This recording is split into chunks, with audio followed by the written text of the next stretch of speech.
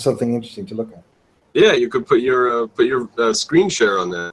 Ladies and gentlemen, Mr. Cropper here, doing the Wednesday night. I have threatened to do regular hangouts, and so this is making true on my threat. Joined already by Edward LaCour. How are we doing tonight, Edward? He's playing video games. He says he's a bit distracted, so we can. Justin Crocker joins us. Let me unmute you there, Mr. Crocker, and you will be. You're now able to unmute yourself at will. There we are. Welcome to the jig. We haven't seen you on before. You are an objectivist or something from Facebook, right? Yes, sir. Very good. I'm probably gonna spend most of the time as a listener because.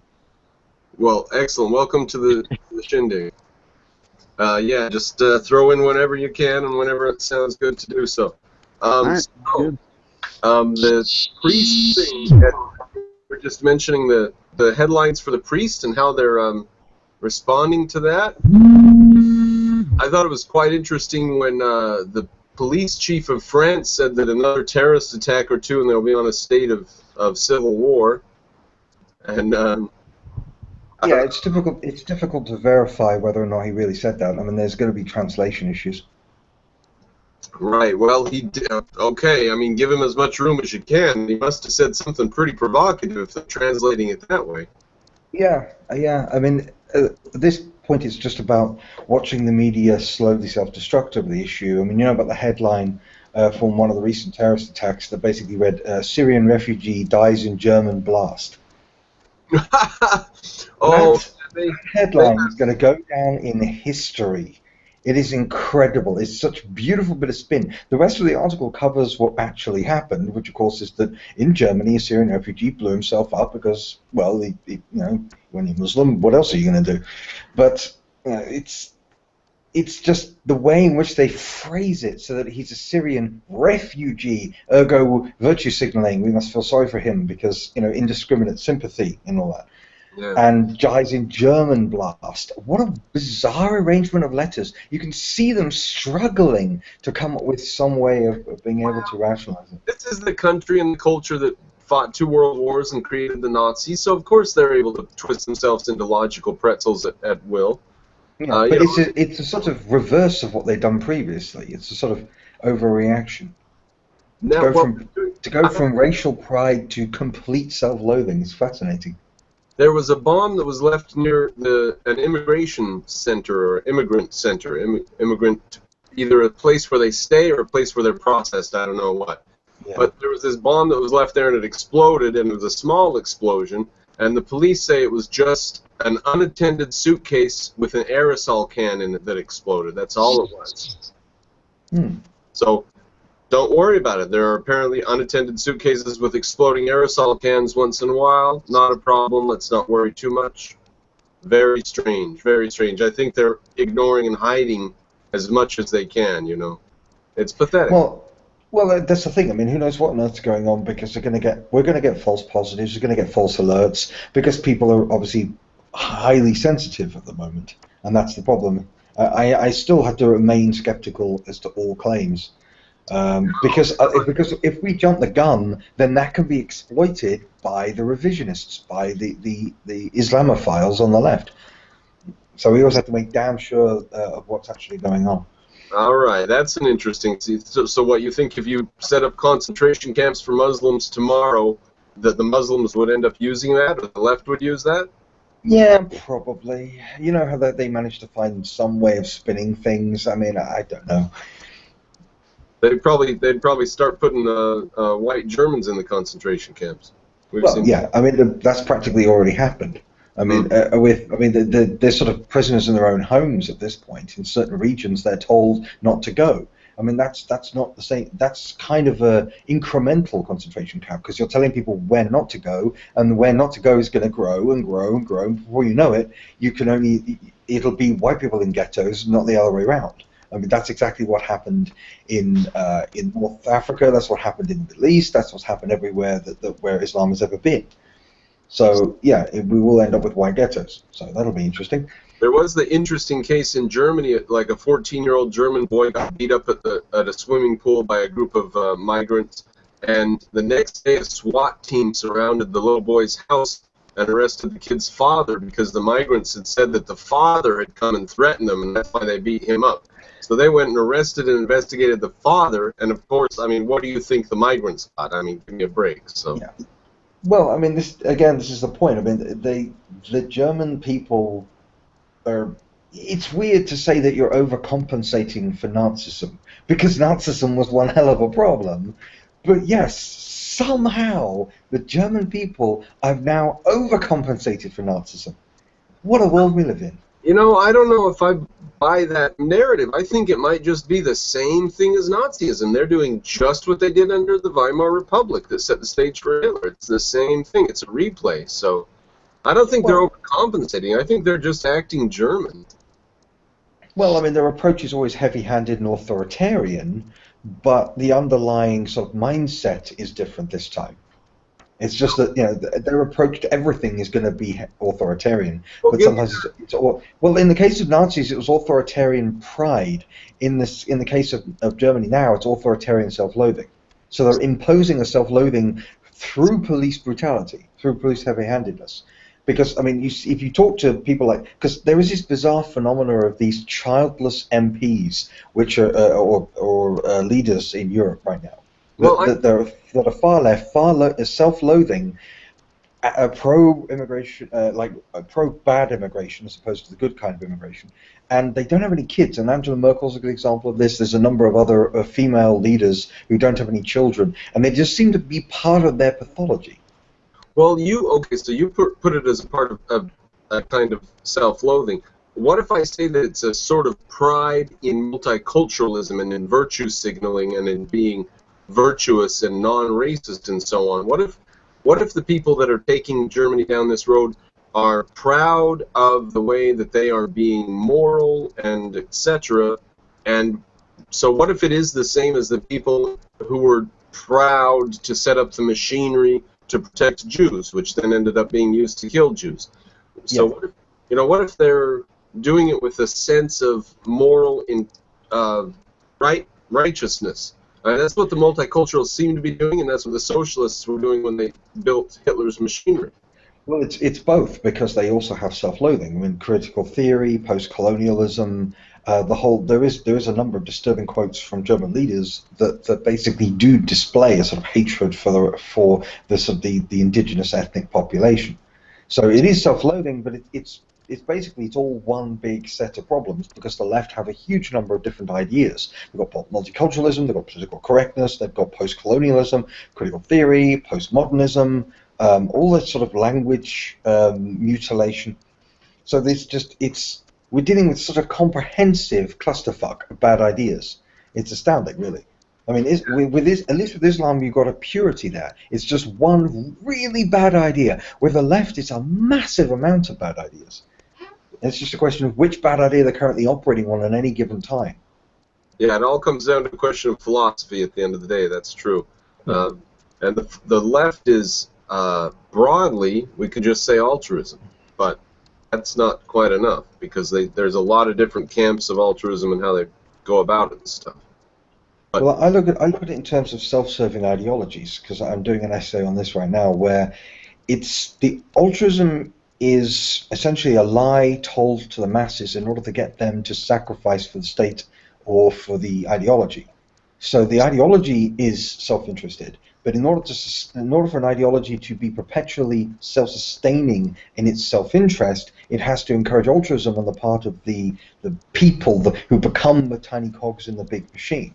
And so the selfishness is essentially a way of taking the self-interest of people and relocating it to the ideology. So there is some self-serving ideology going on the left. There is this cultural Marxism, there is this critical theory. it is sustaining itself through the sacrifice of its own followers, in the same way that Islam sustains itself through the sacrifice of its own followers. Every time there's a suicide bombing, every time the Hamas use Palestinian human shields, there is a galvanization, there's an energy, there is a self-sustaining, self-perpetuating message and meme and institution or something going on in the Muslim world. So there's something in the West is benefiting from this orgy of self-sacrifice. Now, people might point out that these systems, by definition, then, might be unstable or not sustainable. Well, they're self-sustaining through the, because if you look at all the long-running ideologies in history and religions, they all encourage altruism, all of them.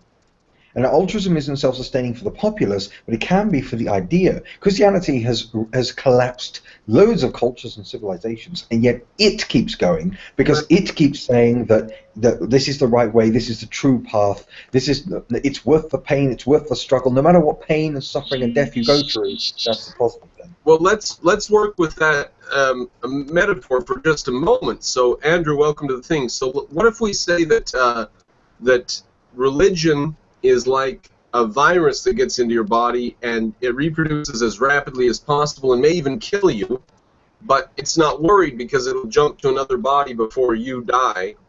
Yes. And that's what religion does. It infects nations, drives them into the ground, and spreads from there. Yes, it spreads like a wildfire or like a contagion. Now, and what if America is an exception to that rule, and everyone keeps waiting for the fall of America, and what if it doesn't come because we have an immune system? Well, you have a degree of individualism, and the same thing applies to my country. My country's been around for quite some time because we do have a degree of self-interest. Every now and again, when the church gets too powerful or the monarchy gets powerful, we get uppity.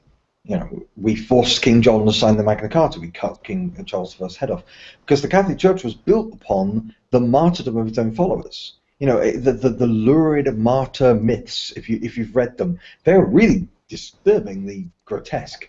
But the one point is that was what it was all built upon. The suffering and death of their own followers was the fuel of the movement. And it's the same thing with Islam. Islam is all about the martyrs, you know, the martyrs who died at the hands of those evil pagan Meccans and that sort of thing.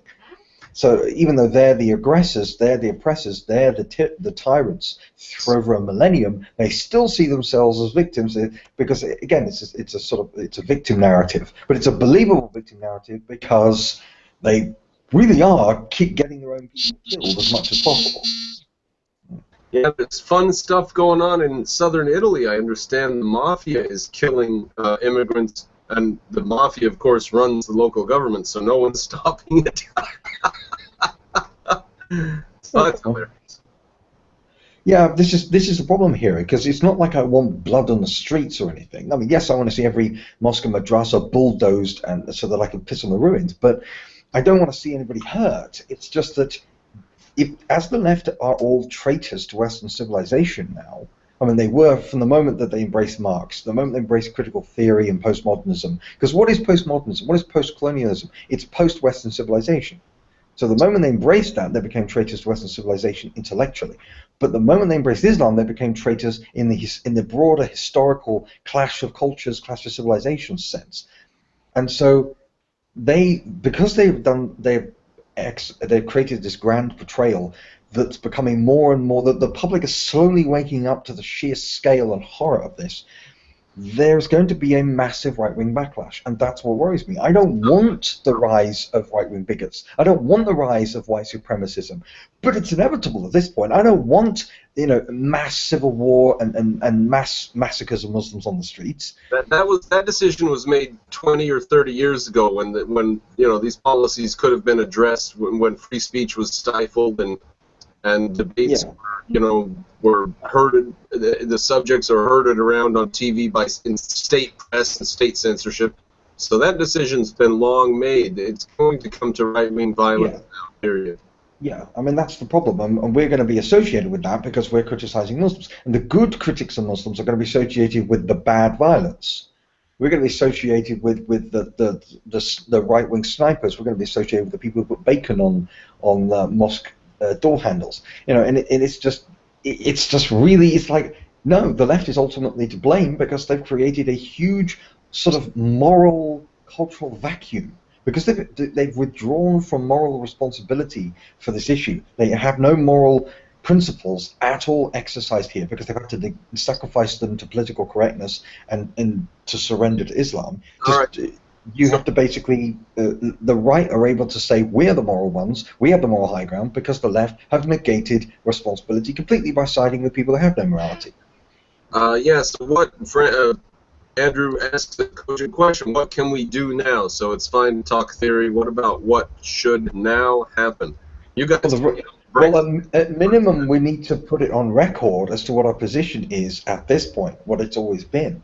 We need to make it clear that we don't want violence, we don't want evil, but at the end of the day, if you import violent people, then they're going to be violent, and either the society as a whole is going to immediately respond to kick them out, or it's going to turn a blind eye, and the problem's going to build and build and fester until you have a vigilante, you have a civil war style response. And we don't want that. We wanted these Muslims to not be imported in the first place, or kicked out the moment they started acting up. We didn't want the political correctness and the turning a blind eye, because in the end, more people are going to suffer as a result of this. But at the end of the day, the onus is still on the left because they betrayed Western civilization. They decided to ignore all of Islamic history, all of Islamic scripture and doctrine, and pretend that this is not an imperialistic, expansionist ideology of fanaticism and bigotry, and that you could coexist with these people despite the fact that Islam has never coexisted with anybody, outside of temporary conveniences. I would say we need to do more than make our position clear. You should probably clarify your position within your own home with firearms if possible. And well, you can do that in America, but I mean, you don't have as much need to do that. I mean, in Europe, it's hopeless. The population are sitting ducks. Yeah. No, that's what I mean. In Europe, I mean, if you can get yeah. I mean, the problem is that there are guns around in Europe, but they're all in the mosques. That's the problem here. I mean, the Muslims are ahead of the game on this one. Yeah. And so, yeah, the European population hasn't got a gun culture. We haven't got a gun mindset at all because we're not a frontier. I mean, we're the homeland. So. I did a video in German about how the Irish took over the police and then they weren't prosecuted and persecuted anymore. You know, when the Irish came to America, they were pretty looked down upon. They took over police stations and ran the police stations. Yeah. So that's a little moral. I can't really get more explicit than that, but in Europe something has to happen. The FBI will come visit me if I say too much more about what. Well, the police forces are all slaves to political correctness. Now, do they need to wake up themselves, or do they need to be purged and completely removed? Purged. I mean, yeah, because I mean, I don't know. I know a lot of good police, and they just go along with the orders. They don't want to get fired. You know, they go.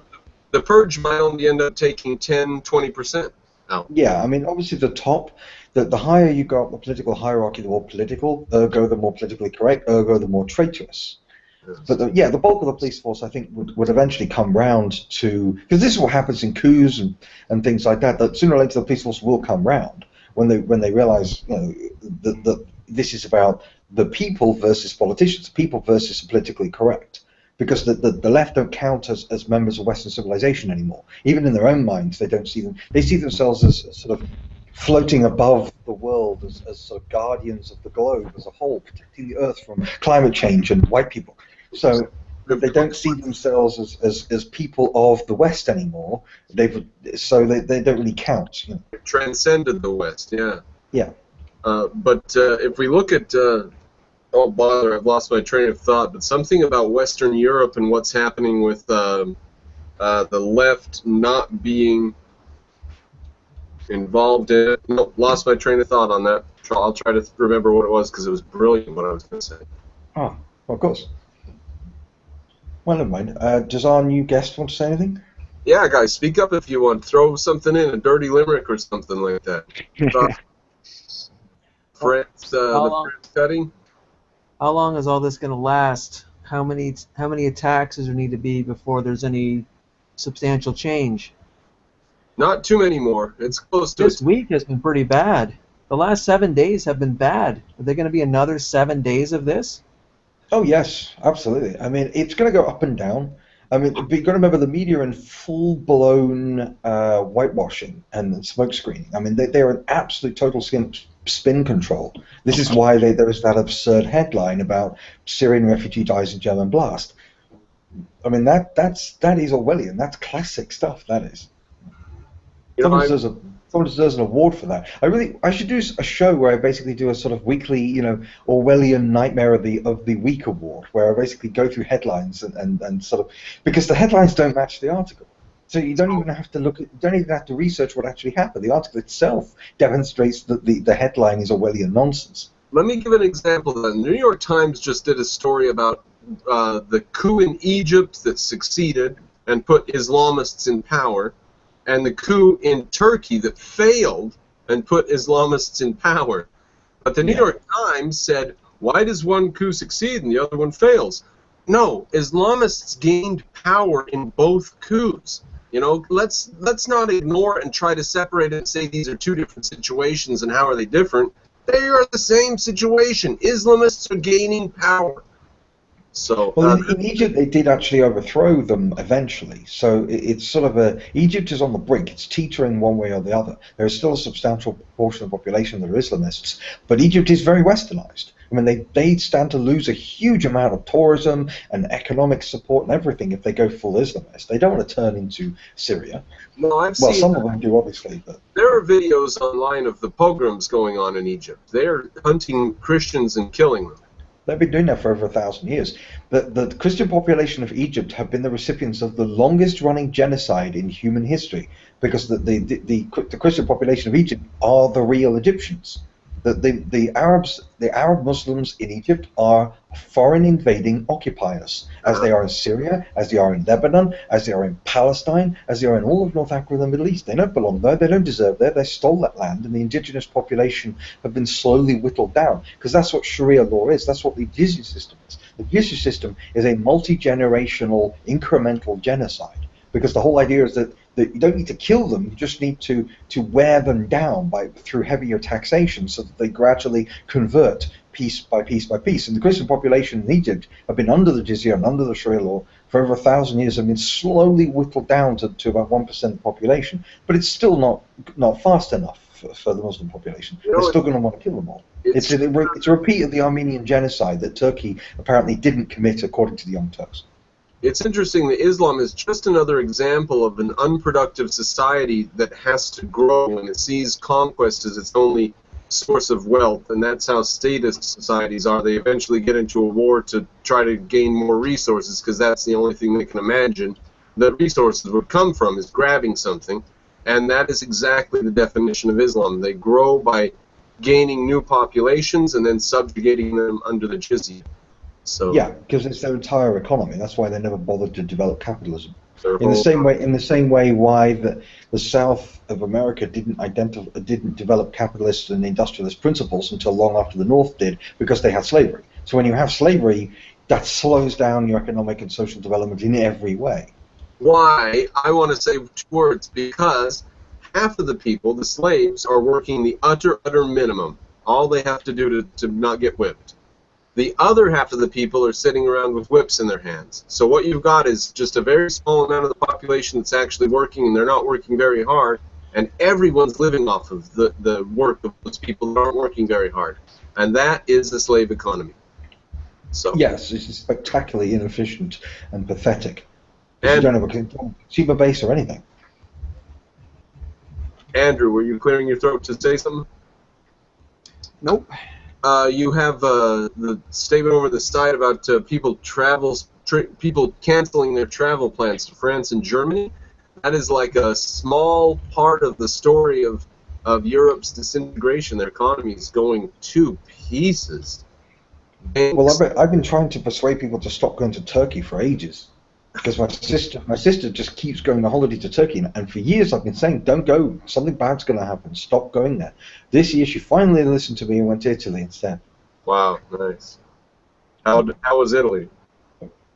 Fine. She went to northern Italy, so she didn't see any mafia. I have a new one-liner that I'm going to do next time I do a open mic comedy, and you gave it to me, Ed, so I'm going to try to give you credit. Even though I can't do it on stage, I can't announce people's name on stage, I'll give it to you here. Welfare is going into a giant black hole. Yeah, that wasn't a joke. That was just a turn of phrase, honestly. Brilliant. I don't do base puns. That's just so beneath me. Occasionally, the universe assembles something by accident, and then we have to smile and accept it. Mm. I'm trying to see if there's any coverage of Europe on Fox right now, but all they're doing is the DNC thing. Oh, the DNC's sure funny. There's been a lot of protests. There's been a lot of stuff going on at the DNC that I think they were trying to avoid, like that DNC email stuff. That one person resigned, who I guess was screwing with Bernie Sanders, and there's something about a Mexican racial slur or two that's going around. Yeah.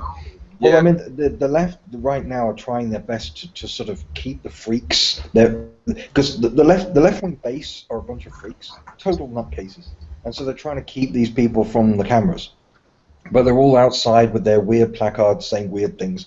But the stuff inside the DNC is what's been covered the most, and it's incredibly boring for the most part. So they've had some interesting booing. You guys heard the crowd boo Bernie Sanders when he said, we have to elect Hillary Clinton, and followed about 20 seconds of booing. Did you guys see or hear any of that? Yeah. All right, good. Andrew, you're aware of that? I thought that was cool. Yeah, I actually watched much of day one, and I was really disappointed that Bernie Sanders let his entire movement down. Well, he had no chance. I mean, at the end of the day, even if he'd won the actual nomination, he would have lost the election, because there's no way that most Americans are going to vote for a socialist. So, no, I mean, at the end of the day, he was out to make a point. He was out to try to score some points and to lay the groundwork for a larger socialist movement. He's thinking long term. Socialists always think long term. So we're going to be seeing the sort of the Sanders socialists for generations to come. I mean, that's the point. It's all long-term planning. So you think he wasn't too serious, and he's fine with the fact that he's handing the mantle to Hillary? That's not a problem for him? Yeah, well, that was always going to be the case. I mean, he was always behind. Sometimes he'd get a little ahead, but most of the time he wouldn't. I mean, he's just, at the end of the day, he lacks mainstream relevance. And so he wants to change the zeitgeist to suit his ideology. I mean, ultimately, that's what socialists want. They want total power, they want total control. But it's not like they'd be happy with just a few seats in the Senate or anything. Socialism doesn't work that way. It's a totalitarian system. You either have everything or nothing. There's still people who want Bernie to come back. Yes, there's still people who need a lobotomy, that's true. I heard something about he's re-signed up as an independent, but that might be BS. Yeah, who knows? Well, see, he's useful because, of course, we can continue to bash socialism while he's around, so that's good. It's always important to remind people of the greatest evil of the 20th century. Ed, do you know much about Soviet history? Yes. Excellent. I was an anti-communist activist in the Cold War. Oh, lovely. I've just uploaded a video before I started this room admonishing people to learn more about it, because I saw a Soviet flag at the DNC. And if people knew about Soviet Russia, there'd be less questions about what socialism can do for you, and more questions about how we can kill socialists. Well, the problem is that, well, kill socialism. The problem is that I don't think many of them care. I mean, I've confronted communists and socialists about the atrocities of Stalin and Mao, and they just sweep it under the rug. I mean, the left have been downplaying the genocide of Stalin since he was literally committing them, because you know about the whole New York Times thing when they did their best to cover up the genocide of the kulaks while it was going on. So they've always been downplaying. You know, they have no problem acknowledging the atrocities of the fascists and Nazis because they think those are right wing. They don't acknowledge that they're actually socialists. But when it comes to Stalin and Mao, they have 1,000,001 excuses. So it's not going to bother them. I mean, they're Holocaust deniers. Socialists deny the Holocausts of socialism. Only the ones that they see as right-wing do they acknowledge. And this is like Muslims who deny all the atrocities. I mean, there are many Muslims who deny every single terrorist attack as being committed by Muslims. Now, Hitler killed 6 million Jews and let's just say 10 million to 20 million more Europeans. How many deaths do you put on Stalin? About 45 million, and same for Mao. Way, way outweighs Hitler, and yet everybody knows about Hitler, but they don't think a thing of Stalin.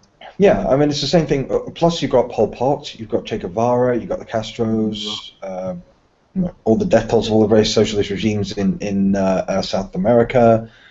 You've also got the fact that they're basically communists running South Africa right now, and they're driving the country into the dirt. I mean, South Africa is total failed state now. Welcome, Veet and Black Miasma. South Africa is a failed state. They are persecuted. I saw a thing on homeless white people in South Africa now. Yes, white people are basically a persecuted minority in South Africa. I mean, they're being the white farmers are being butchered and things like that. So it's one of those things where you have a country with a white minority being persecuted. The left, zero acknowledgement whatsoever, because it doesn't fit the narrative. As far as they're concerned, Mandela took power, and it's been utopia ever since. They don't care what's really going on any more than they care about what's going on in Venezuela right now. The left are the most Holocaust-denying scum on the planet. Every single atrocity and every single ideology that's ever failed in the name of the left, they deny any responsibility for, any knowledge of. So the sheer amount of evil you have to turn a blind eye on to be a left-winger is astounding.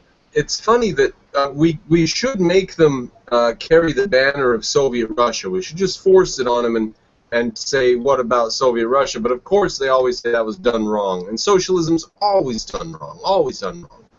So their system would always be better. Every single one of them has that attitude. So it's hard to peg it on them. But they are responsible for Nazi Germany, which they disavow and push over to the right and create the false alternative right versus left totalitarianism.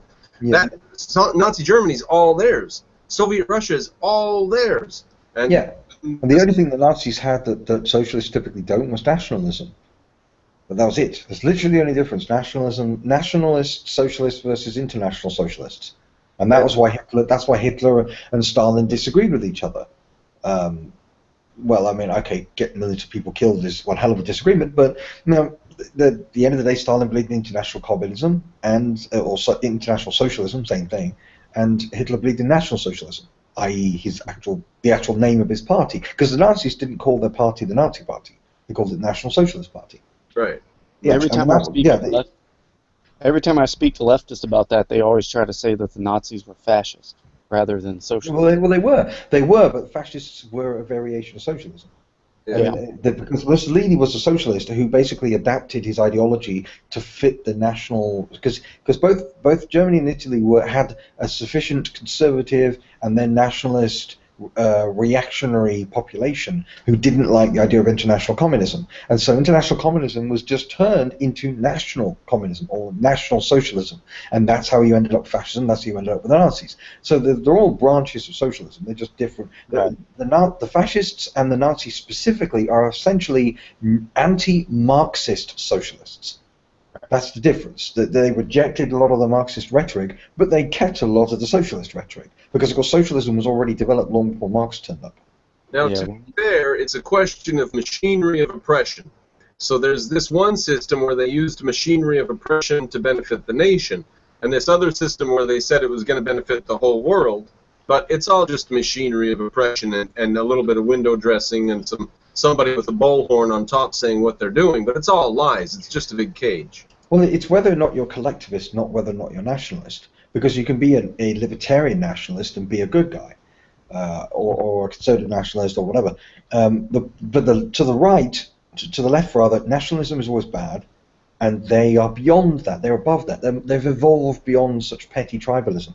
But of course, at the same time, the left are racial tribalists. They're gender tribalists, they're sexuality tribalists, they're trans versus cisgendered, and everything else. I mean, they divide and conquer all the time. They're beyond the nation by devolving to a point before the nation existed. So yeah, yes. they're beyond. It's never above or beyond. It's always a throwback. They're pre-national. Everything about them is a step backwards. That's a rough thing that capitalism and freedom are going to fight. No matter how advanced we get, there's always the possibility of subsistence farming looking us over the shoulder, and there's always somebody with an ideology that would put us back there.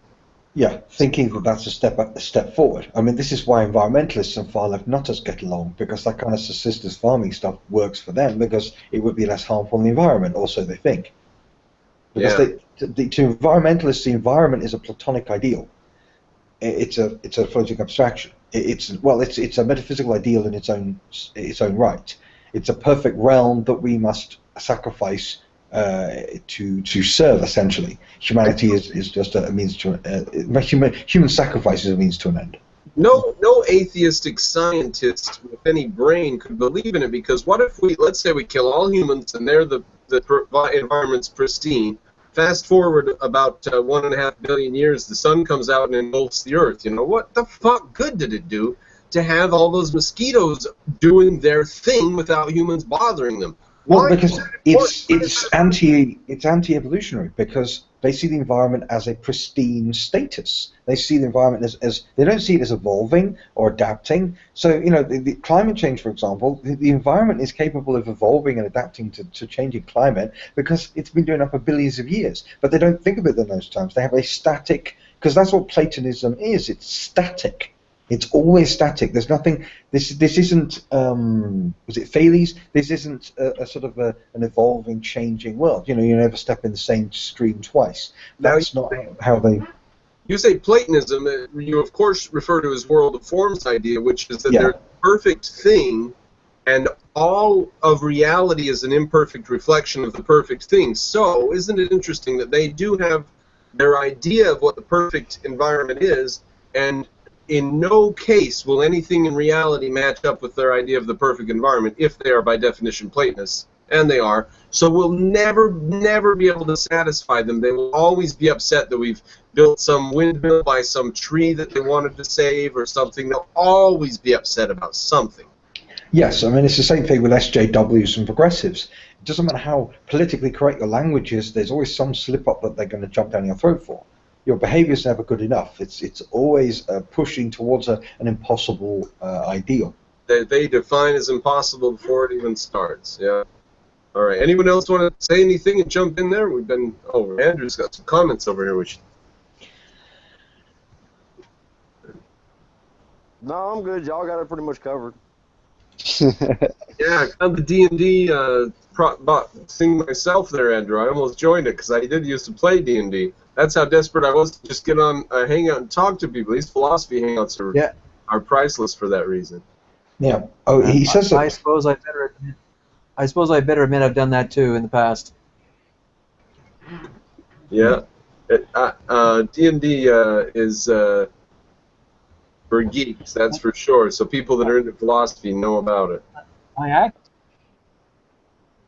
I play Savage Lands. D&D has always been too. They changed the system too much. Savage Worlds and Savage Lands is pretty good though. My experience with D&D was just get a really old book and sit down and play with your friends with that book. So we didn't get Savage Lands and Savage Worlds. You just kind of it's good to have one person be like the central writer for the story, and so each person kind of comes up with their own unique campaign. So it's pretty adaptable to whatever you wanted to do. All right, here's an interesting thing we can do with that. Games are the parts of reality we like without the little bits that we don't like. For example, with Dungeons and Dragons, you get to choose a sword, you get to choose where you go, you get to choose how strong you are, but you don't actually have to pick the sword up and fight anybody. So it's all the things you like doing, and minus the actual part. And it's the same thing with running a burger shop in a video game. You get to put the lettuce on the burger, you get to charge the customer, you get money back. It's all that. That's all fun. But you don't actually have to get out of your chair and put any lettuce on anything. So the physical. I do think that for gamers, as a hardcore gamer, I do know a lot of gamers who go out of their way to be as inconvenienced as possible by what they do.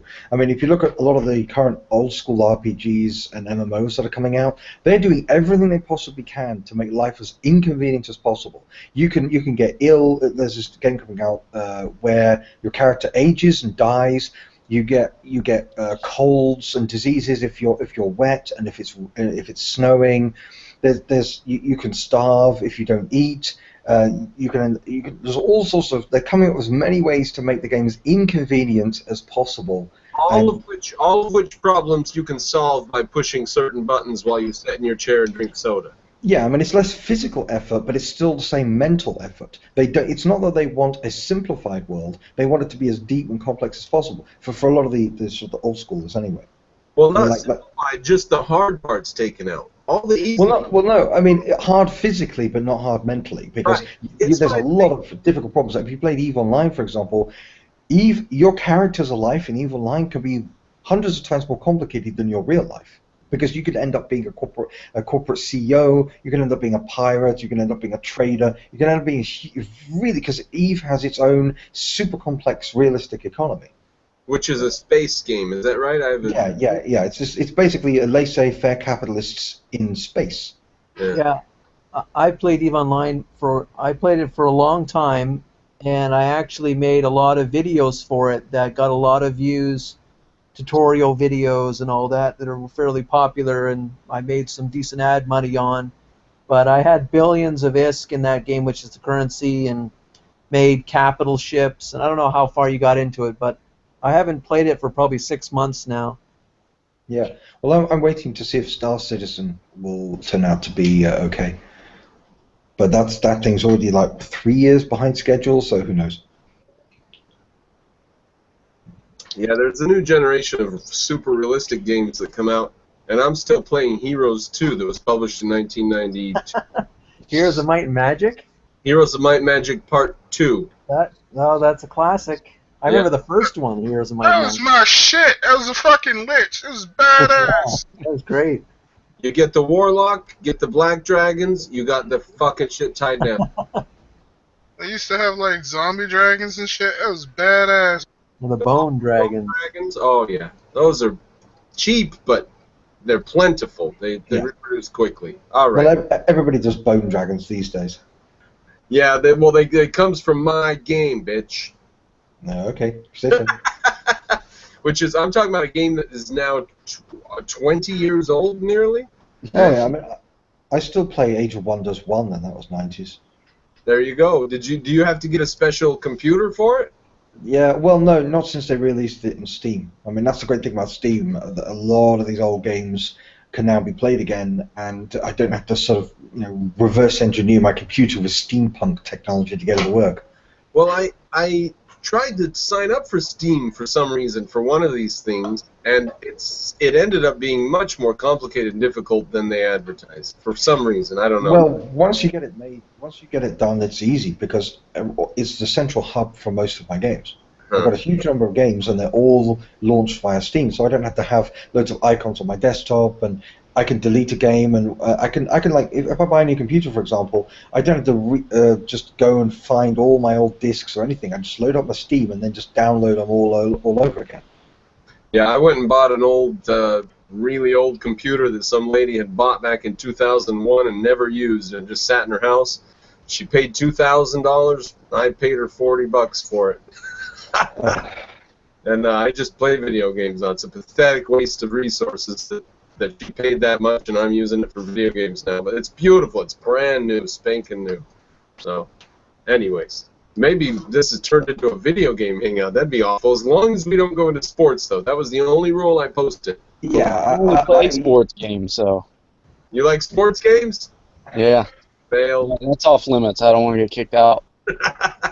Well, I think hold on for a second. Like they're like not like mainstream sports, but sporting, like I guess athlete, like they're games too, though, right? Like, it's competitive. I mean. Yeah, because I mean, a I game still is a participate. game. I mean, a game is a game, you know.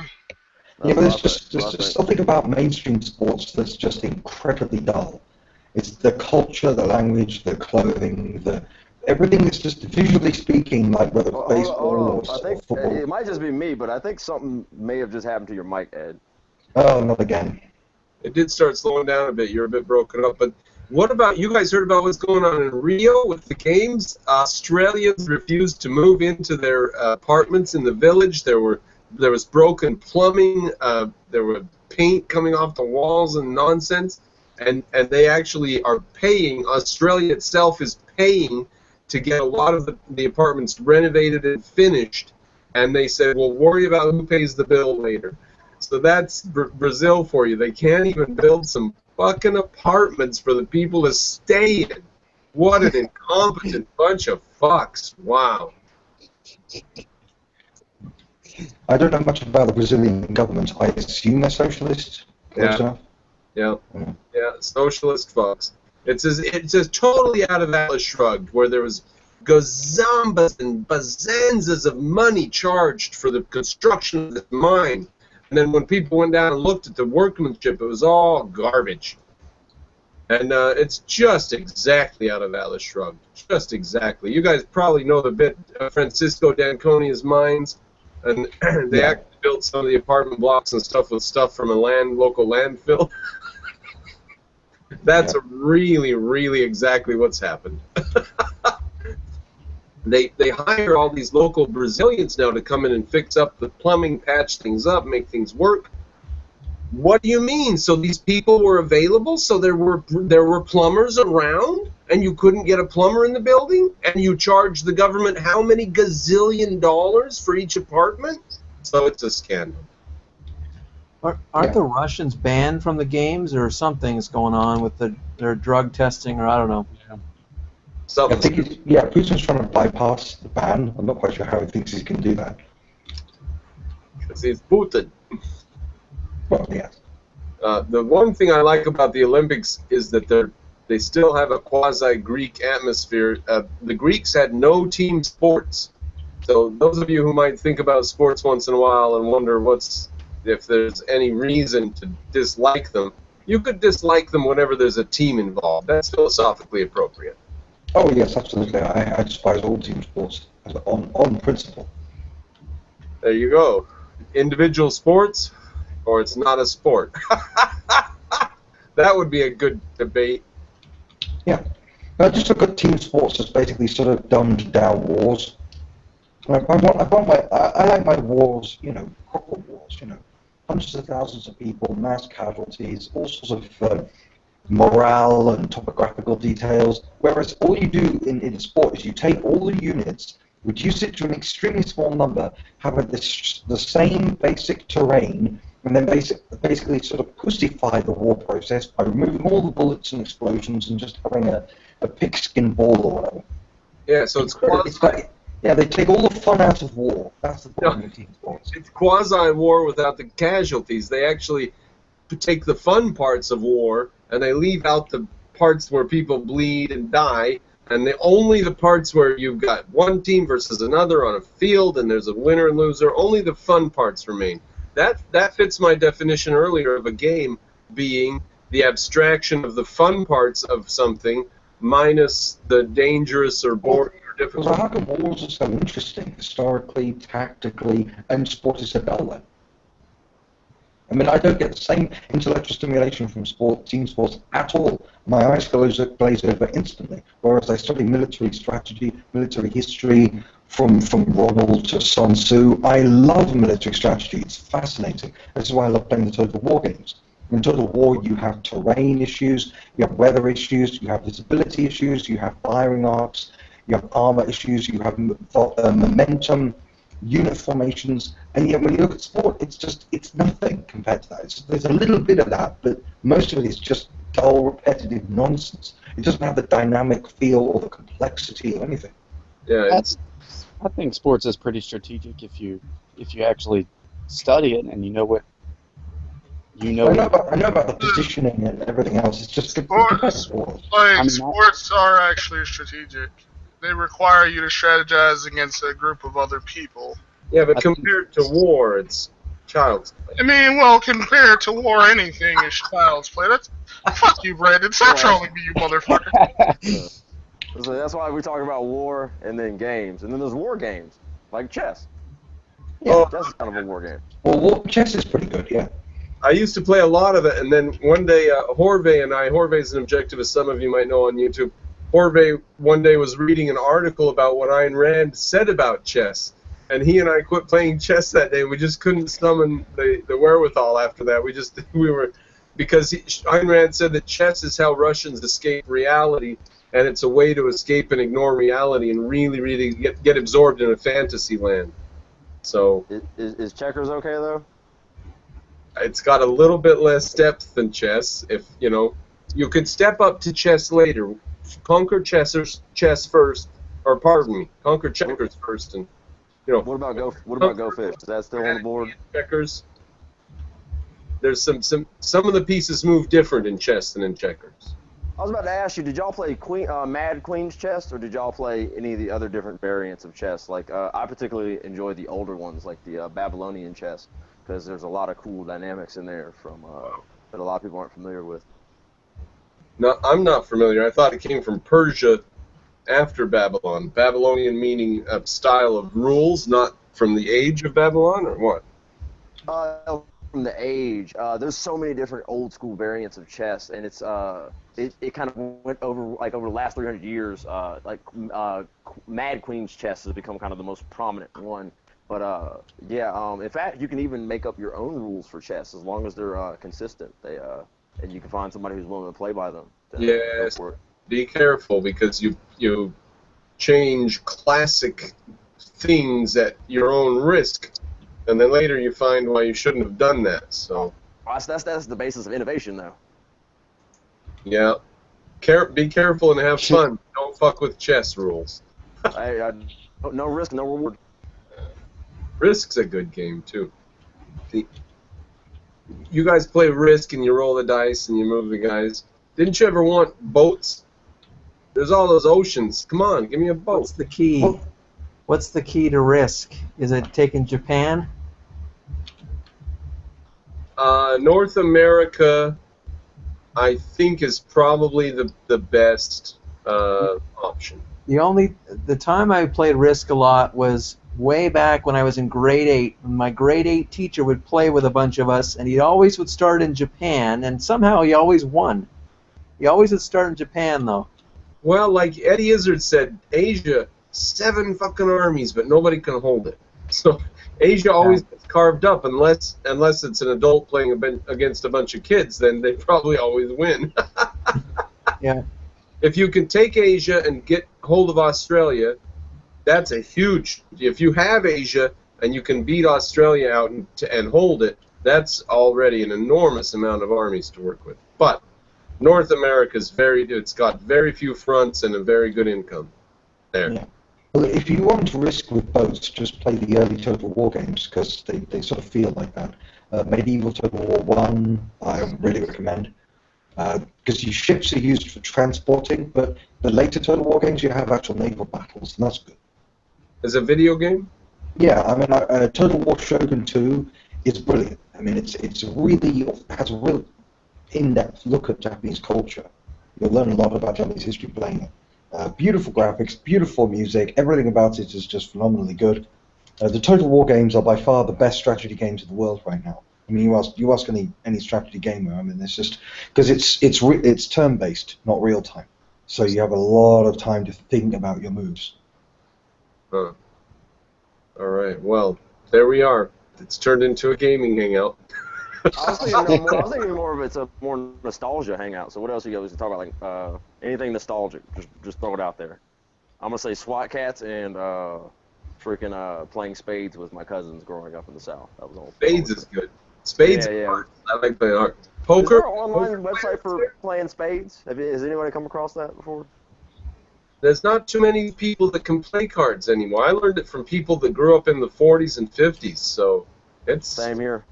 Yeah, it's not around. People don't know. Like euchre and bridge. Never played either of them. I never even heard of euchre before. I've heard of rummy and bridge. Gin, rummy, and euchre, and bridge. Bridge is for old people, pretty much, but euchre is pretty popular. Never. Canadian, you're a Canadian. You guys are up there in your maple syrups and your euchre. Well, I remember, way back in high school, we played President, or sometimes it's called Asshole.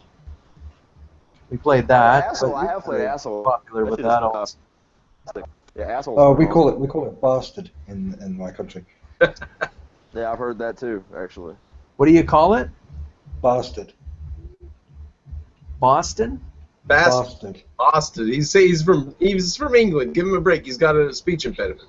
You know, everybody else does. We're the gold standard. We invented the language. We get to decide how it's Oh done. no, the Latins get more credit than y'all fucks. No, they don't. English. Yeah, they do. English is the language. You're speaking English right now, Vete. You can't say. No, I'm speaking American. You know that's the truth. You know that's the fucking truth. American Like, is not a language. No, The only it difference is. is you It can't is. pronounce Ask, things ask properly any and you can't. foreigner that doesn't speak English. They're like, yeah, Americans are in a league of their own when it comes to. We can't even fucking communicate amongst each other as Americans. Our shit's all fucked up so bad. I mean, you can't even spell color properly. Yeah, we can. Pretty easy. No, you're supposed to have one letter for the color of the rainbow. So you've got COLOUR. Well, since you're British, maybe you can help me out with something. How do you pronounce aluminum? Is it herb or is it herb? Okay, Herb. so it's herb. Okay. Why would the H be silent? Who started that herb shit? Who started that? Probably stupid Americans who can't talk straight. Oh, okay, because I thought it was those cockney motherfuckers over there. Pronounce No. aluminum. Aluminum. Oh, you say it normal. Okay. Well, I say either way, depending on because I hear it okay. I hear the American pronunciation more than the English pronunciation, probably because of TV and movies. You're sort of slowly corrupting us. We need to make more Harry Potter. Is that what they're doing? Oh yeah. But it's We're not, making you better. It's I not. thought commercials were great. I'm sorry. I've been under an illusion. What the hell? It's not spelled. No, fuck advertisement though. Why do you guys say aluminium when it's not even spelled that way? It's spelled aluminum, not aluminium. Well, Exactly. it's basically. Yeah. Well, it's aluminium. It's the whole idea is that you basically have the minium, which is derived from something else in chemistry or physics or whatever. It's just. It's just It's- another. You have a whole nother word for it. So the ending is IAM for you, and for us it's UM. Well, it's a scientific derivation, so we use a more scientific term because it just sort of links with other terms in physics. That's all it is. It's no big deal. I try not to let it bother me too much. It's the spelling of colour that gets on my nerves. Yeah, I don't let anything from England bother me too much because I have bigger enemies to fry. So, well, We're not enemies. I'll say- We're your parents. You're disapproving parents. No. You're a disobedient firstborn. I think the Native Americans would disagree with that. Yeah, I don't care. Because they, we took as much culture from them as they took from us. That's for damn sure. Most Americans live off the land. Yeah, as because much as nobody they ever can. lived across the lived off the land. They wouldn't even know how to grow corn if it wasn't for the fucking Native Americans. Well, they wouldn't know how to grow potatoes. Well, I mean, we see how much good that's doing us. Hmm. Do they feed? Do they feed mass agriculture? Do they feed them corn or do they feed them potatoes? Which one is that again? Well, Oh, it's corn. It's corn. Yeah. Yeah. Yeah. So, Edward, do you speak the Queen's English? Yes, I received English. Yes. And that's what they call posh, right? Yes. Or proper.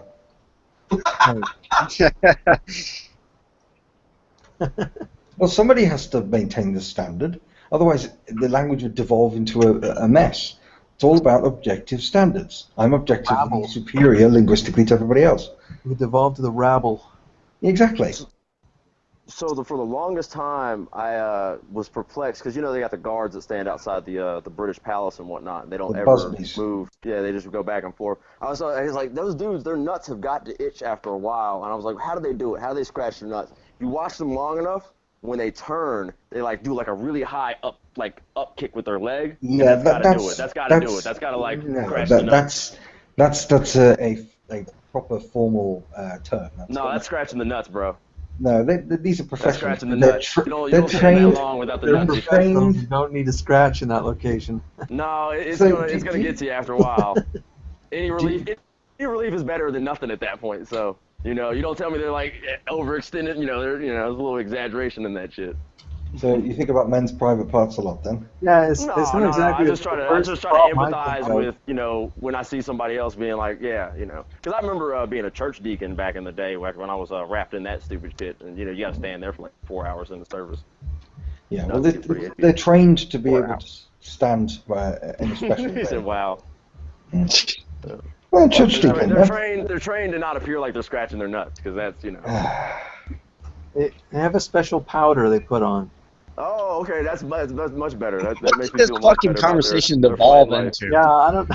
This is not very philosophical, eh? Well, I mean, we were already talking about British We culture, went so from I figured I'd talk philosophy about, to you know, scratching talk nuts. about how they disguise, you know, scratching nuts. You know, that's how classy British people are. They're like, no, we can't let people know we do that. Very Americans will fucking be digging in their nose while they're riding in the highway and flick that shit Now at you. it's got boogers. It's the philosophy ain't not for nuts and boogers. Have a beer and try to figure out something an ancient Greek would say. Sorry, I don't drink. It's Well, beneath me. then you've got even more time to figure out what an ancient Greek would say.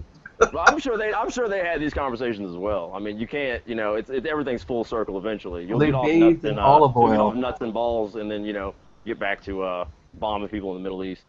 They bathed in olive oil. They didn't have soap. Yeah, the Greeks bathed in olive oil and then scraped it off their bodies. That's right. Delicious. I Because can't see why anybody would have a problem with that.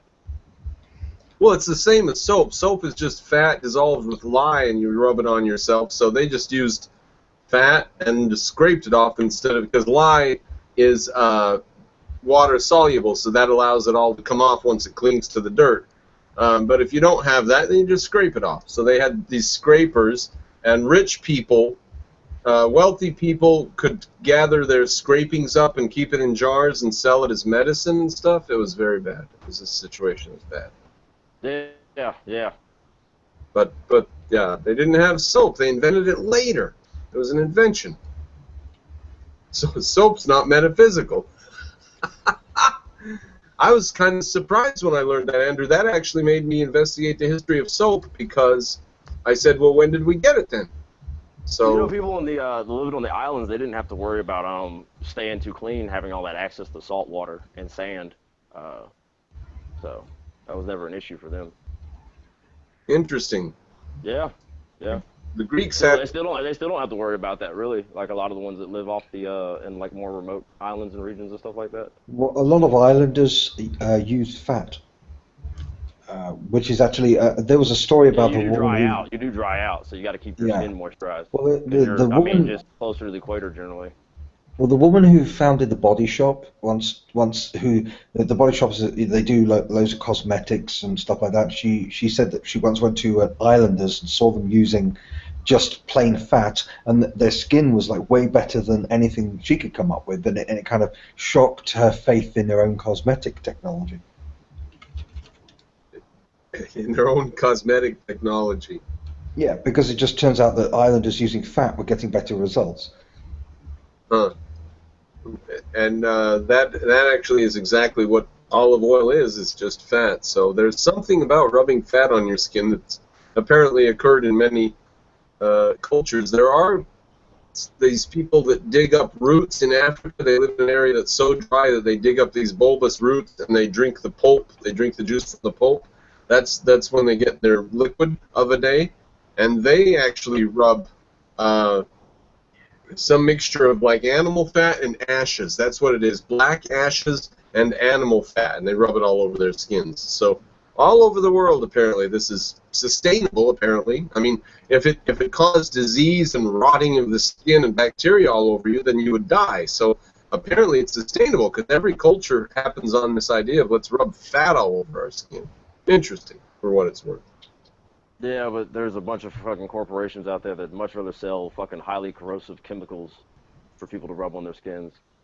Yeah, and there's an idiot born every minute, so we gotta... Actually, you know, do you guys know when children are born and when old people die? Do you know how often? Do you guys know the general math of it? Anybody? I do. Nope. Count to three. I imagine it changes pretty often depending on the. Well, there's a general rate that's pretty reliable. Count to three and someone's born. Count to four and someone dies. So I think like 10 years ago they were like, I remember it was like every 5 seconds, like something yada yada yada. But like I say. And that's going to level off. That's going to level off. We're going to level off around 11 or 12 billion, and then we're all going to start worrying about what Japan's going through right now, where We got a bunch of old people and not enough young people. China, by the way, if anyone in here has any money, stay out of China. It's a ticking time bomb, both militarily and just its population. Invest in India. India has a great future. They have good economic growth possibilities and very good population growth, and a stable country. Because China's heading for a population crash, and because of the one-child rule. Yeah. And look, that's why they've abandoned it, because they've begun to, because these central planners once again have completely miscalculated and screwed everything up, because a room full of bureaucrats isn't able to cope with reality. But it sounded good. I mean, with their plan, they said there's too many kids, we're poor, everyone's poor, therefore fewer people. So their logic seemed. But the problem is that the West operated in exactly the opposite way. We had a population explosion and prospered enormously. Yeah. So they did the exact opposite of what actually history shows. Yeah. Typical socialists. For us, population explosions are the result of economic growth and the byproduct and the symbiotic. It's a chain reaction. One causes the other to happen, causes the other to happen. And with them, for China, population growth is the cause of poverty. So they probably saw population growth being caused by the industrialization and freaked out and thought, where's all our wealth going to go when all these people need jobs? And they've ended up causing one of the greatest catastrophes in modern history, which is going to be bearing fruit over the next 20 years. Yeah, well, this is the second time they've done this, because the previous times when they isolated themselves in the, 17th century? I can't remember. The aristocrats basically declared they needed to isolate themselves from the whole world, kind of like Japan did. Only they didn't catch up like Japan did. And so they basically just remained way behind for much longer. Now, what happens when you have one of these ancient cultures that catches up quickly? Japan, we saw it went from a tribal society to a society with large cannons. And what did they do? They acted like they were still samurai, and they went on a rampage and started a bunch of wars. They modernized technologically, not morally, socially, or politically. They still tried to apply the Bushido Code. I mean, applying a Bushido Code in the 20th century was just disgusting. I mean, everybody was just appalled by it. Whereas if this was still the medieval period, their activities in China would have been like, whatever. So is China an example today? You say your sentence was they updated physically but not morally. What was that? Yeah, technologically but not morally, socially, or politically. So is that China then? Yeah, I mean, China's still thinking in authoritarian lines. They're still thinking as a rigid hierarchy. No. So there's no which stifles innovation. So there's no bottom-up innovation. There is to a certain degree, but only when it is allowed. They have pockets of liberty. But the Soviets did the same thing. When they had the scientists developing like the H-bomb and things like that, they would have these little microcosm villages that would emulate America, and the scientists would be like freer than they would ordinarily outside of it, because they recognized that freedom was necessary to thought. Even the Soviets recognized this. But they can only ever freedom is only ever a controlled experiment, which isn't freedom. You're missing the truly dynamic interactive forces of emergent complexity. Let me give that to the room, Edward.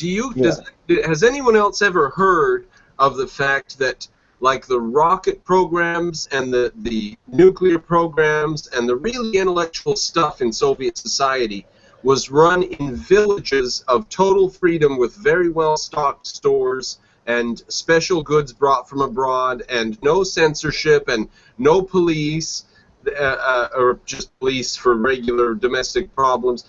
So did you guys know that Soviet Russia had little enclaves of freedom where their rocket programs and nuclear programs were carried out?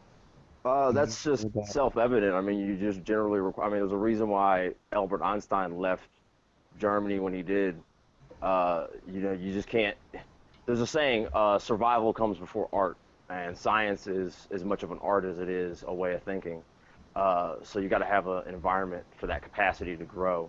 And there's plenty of places around the world where it's peaceful enough, and you're able to just kind of go about your business.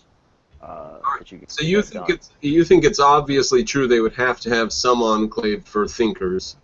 Yeah, we see it throughout history. I mean, that age of Greek Greece that we were talking about earlier, that was kind of that age for them. Yeah. Where, there was stuff that was going on, but for whatever reason, because there's a lot of complex reasons why that was, they had that time to just, that good, almost half a fucking, half a millennia to really just, work on themselves. Ancient Greece is like the little free-thinking village of history. Like, all of history's fucked up except there's a couple little villages here and there, and ancient Greece is one of them. But imagine the hypocrisy that went through the minds of the Soviets, when all the time they kept on about how it all has to be controlled and centralized, but they knew that they'd have to have freedom in some area in order to survive. Imagine the hypocrisy of that. And it's astounding, absolutely amazing. It's the same thing capitalists have done to America.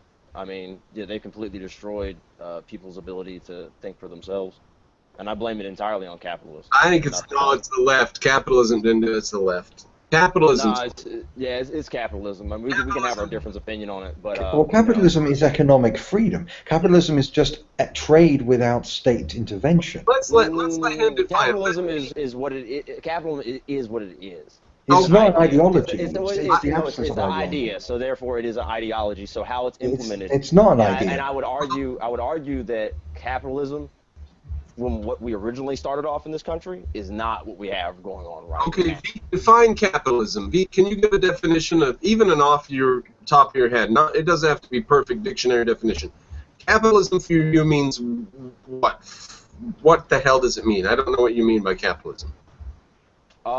Capitalism is a complex structure that revolves around an economy being quote unquote free. Quote unquote free. So free. Yeah, quote unquote free. So that the free part of that is so even when our country was founded, I mean, a lot of the founding fathers had interest, they had business connections to Europe and things like that. So they knew if they succeeded, they would have somewhat success if they could just keep the British Army at bay. So I mean, at the end of the day, capitalism it requires a military first and foremost. Just like anything, any kind of ideology, you have to have something to actually keep other people from forcing their ideology on you. Right. And that's just required for individual rights. That's nothing to do with ideology. That's just all individual rights. That has everything to do with ideology, because what's stopping me from forcing my will on you, Edward? Well, an ideology. You fighting back against that. Yeah. And if you have an entire country that is going to go in a direction that this other country is going to want to mess you up over, you're going to have some backup to deal with that. Yeah, but the military is required regardless of what kind of society or ideology you're talking about. That's just a given. I mean, that's not symptomatic of any particular worldview or ideology. The point is, an ideology is a set of theoretical principles that's floating abstractions. That's how you choose to define it. But to me, ideologies are interconnected, because people don't have to live with ideology. Let him explain now. But when you don't have theoretical or top-down interference in the economy, that's the opposite of an ideology. An ideology is a set of principles that is imposed or followed or a set of doctrines. When you have free trade, you basically have people doing their own thing independently for their own self-interest. That is absent of dogma, absent of top-down. It's not like capitalists agree with each other on anything other than basic trading principles. They have their own goals, they have their own beliefs, they speak different languages. There is no coherence to ideology, to capitalism at all, that would match a definition of an ideology. Socialism is an ideology because it is imposed from the top by theoretical thinkers who come up with certain models. Capitalism is what happens spontaneously when you leave people alone. It occurs through trial and error. If you don't have an ideology, capitalism is what you end up having. They only agree. No, you end up having an economy regardless of whatever ideology you're following. And but if you don't have an ideology, capitalism you're a free economy. for just the idea of an economy. But capitalism is not a market. Capitalism is a form of an ideology that revolves around the market and manipulating the market. Because, all right, so I'll ask you this question: what is your definition? What do you mean? I got a question for you. Give me a second. I got a question for you. What's your definition of a free market? Capitalism. Okay, so how does regulations fit into a free market? Force in human relations. How do regulations fit into a free market? It Like, how does doesn't. that make sense? By definition. Okay, so there's no regulations on a Well, market. okay. There's three types of political economic systems. There's capitalism, fascism, and socialism. No, Socialism is there's way more than that. Well, no. you gotta let him Socialism, finish the point, though, you know? yeah. Socialism is government ownership of the economy essentially, or means of production. Capitalism is private owners of means of production with zero government involvement, and fascism is any degree of government interference in the economy. Any degree of regulation is fascism.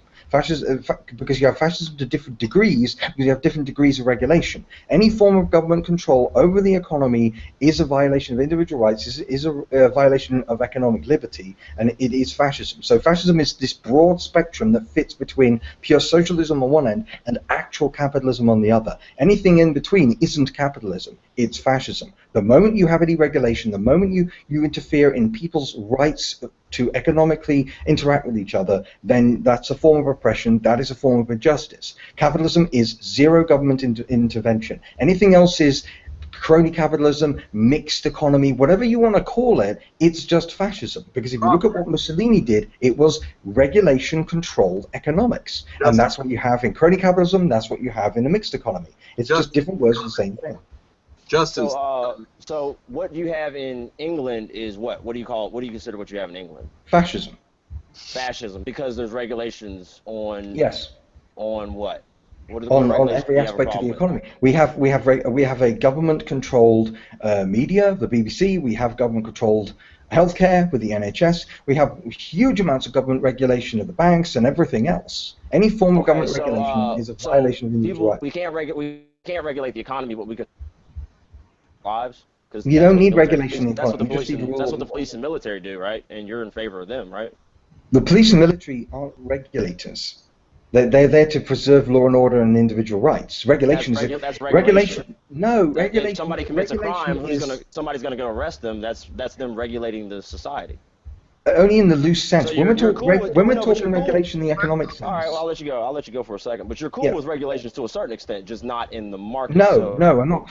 No economic regulation. Regulation in the economic sense is top-down bureaucracy. Bureaucracies are self-serving, self-perpetuating, self-expanding institutions that exist in order to for their own benefit. Because in the same way that everything exists for institutions are self-serving, bureaucracies are self-serving, individuals are self-serving. Bureaucracies don't just exist. The bureaucracies that generate regulation exist to generate regulation. I got a question for you. I got a question for you real quick. Oh, so what was that, Brandon? Some things that are self-serving also destroy themselves because they're not sustainable, and those are diseases. But diseases are real, and they're not only physical but mental. There are diseases that kill people and diseases that kill society. So they're self-sustaining until they have destroyed their host, and that can't be ignored. Okay, I got you. So check this out real quick, Edward. Where do you get your water from? Well, from the tap. Okay, so why do you think that water that's coming out of your tap is clean? Well, because you basically have a company that if it produced bad water, it would basically be put out of business by its rivals. No, you have a company that is providing the water that if they do a bad job, they're going to go to jail. That's called regulation. No, that's if you actually injure people, that's a violation of individual rights. The government, with regulation, the government tells the business how to run their business. On the assumption that they're going to violate. The business has to know how to run their business before they start their business. Before they but if you already have at least in an ideal scenario, that's how it's. Yeah, but if you already have if you already have a constitutional individual rights, then all the company has to do is not violate them in order not to go to prison. It doesn't have to have regulation for that. It just has to have rule of law. Rule of law is a completely different principle. Rule of law is you will be left alone unless you break these specific rules. Regulation you must behave this way. Regulation is intrusive. No, that's a dishonest way of putting regulation is actually people checking to make sure that they're not doing something to the water. No, that's because you as an average person might not realize that the water you're drinking is messing you up. If they came out with a news report tomorrow that said, don't drink the tap water, I'm sure you're not going to drink.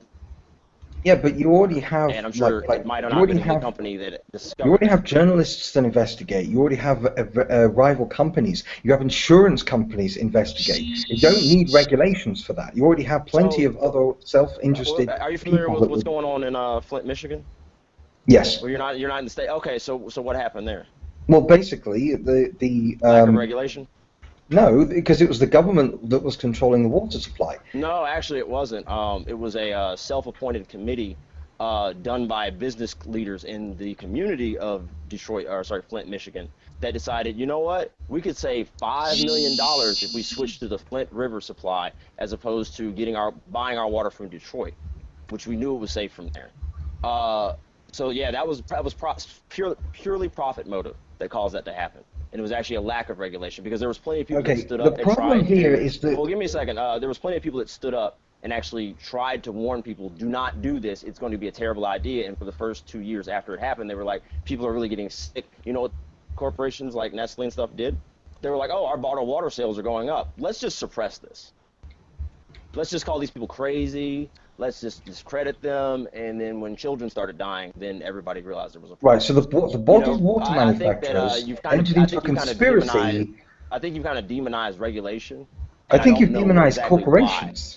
Yeah, No, You're no, demonizing I judge corporations every because that's a corporation conspiracy theory. well, no, I judge every corporation based off their actions. that's, I mean, you're just rationalizing the idea that profit must be at the bottom of every evil. Okay, No, I'm rationalizing that greed is a motive, and people get unchecked with it sometimes. I mean, we know yeah, people get okay. put in The power. I problem, mean, the that's problem here is that it happens. when you have government organizations do things, they have a rationing process because they only have a limited amount of budget because they are tax funded. And you don't think rationing is the same thing as profit motive? You don't think you cut corners when you ration? Governments cut corners all the time. Rationing is cutting corners all the time. This is why you have NHS in my country. You think death panels were bad because of Obamacare? You should see what the NHS does. When you have finite resources and you have no capacity for expansion because you're not an actual for-profit company, you ration to a psychopathic degree. Far, far worse. This is why you ended up with mile-long bread queues in Soviet Union. It was all rationing, rationing, rationing. You have starvation on a massive level in socialist countries because it's rationing, rationing, rationing. Hey, let me mention what happened, by the way. I just want to mention for people who don't know much about Soviet Russia. So what you would do is you would go to the clothing store, and you would buy any motherfucking thing on the shelf. If it was size 15 shoes, you bought them, because what you would do is you would trade them with someone else, or you would take them apart and make something out of them. Any fucking thing you could get. If it was size 15 boots and you were a little old lady, you bought anything you could get. And sometimes you would go to the store and all they would have is hundreds of thousands of cans of fish. Just canned fish. This is how bad it got in Soviet Russia.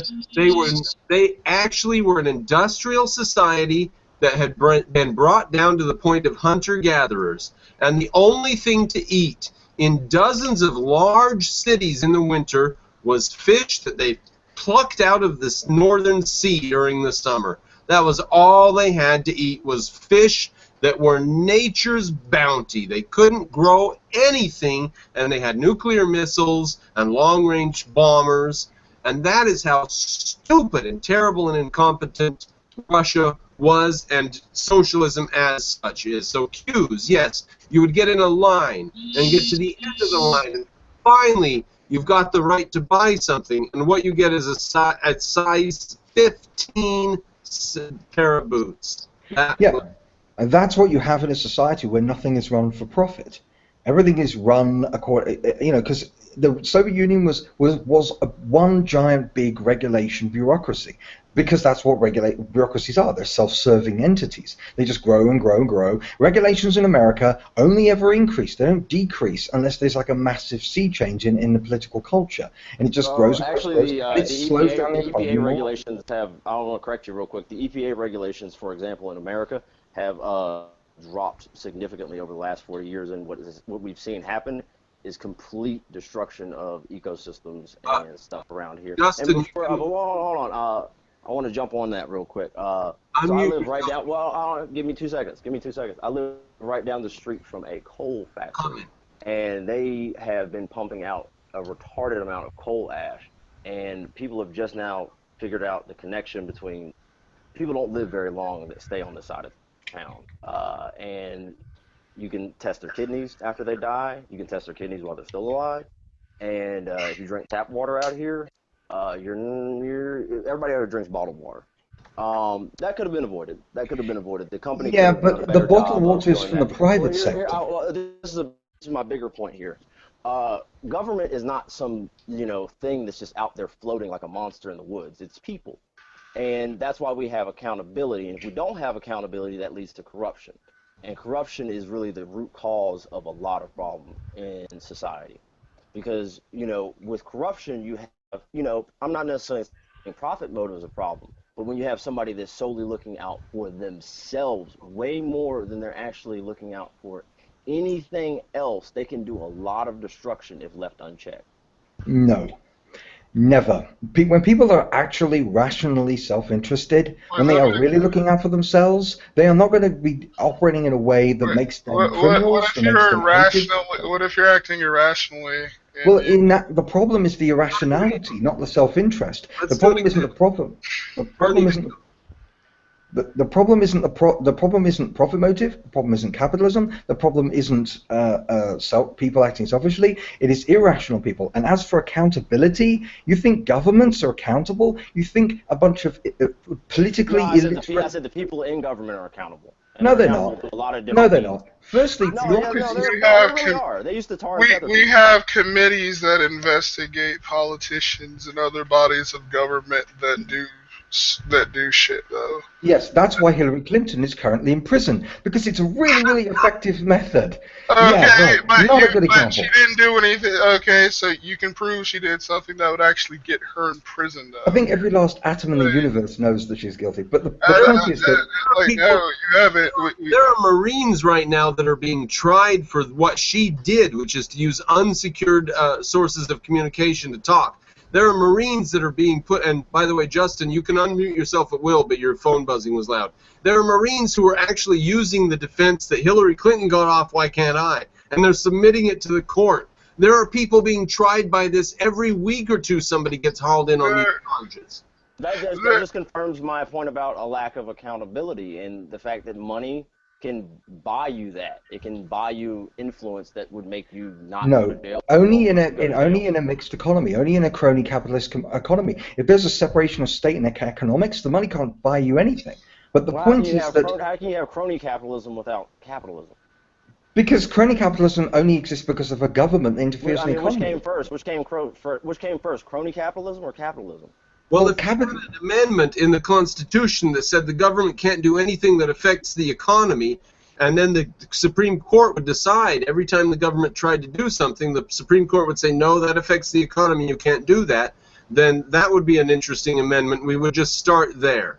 Yeah, crony capitalism would die instantly if that were the case. So but crony capitalism is the other side of the coin to regulations. The more the government interferes in the economy, the more crony capitalism you have. Now, I'm gonna take over this. Sorry, but when you have, okay, what happened is most regulations today is actually, or the starting of regulations in the 19th century was actually started by corporations. Corporations wanted regulations because it slows down the actual up-and-coming companies. The smaller companies get screwed by regulations because they don't have teams of lawyers that are able to get through the paperwork. So a lot of regulation is actually created by corporations in order to screw over the smaller companies. Because if you try to start a business in America or in many other mixed economies, the amount of paperwork, the amount of bureaucracy is insane. We just spoke to that guy from Italy last night who basically told us about regulation in Italy. But in America, it's really bad too. The corporations don't give a crap about regulation because they have an army of lawyers.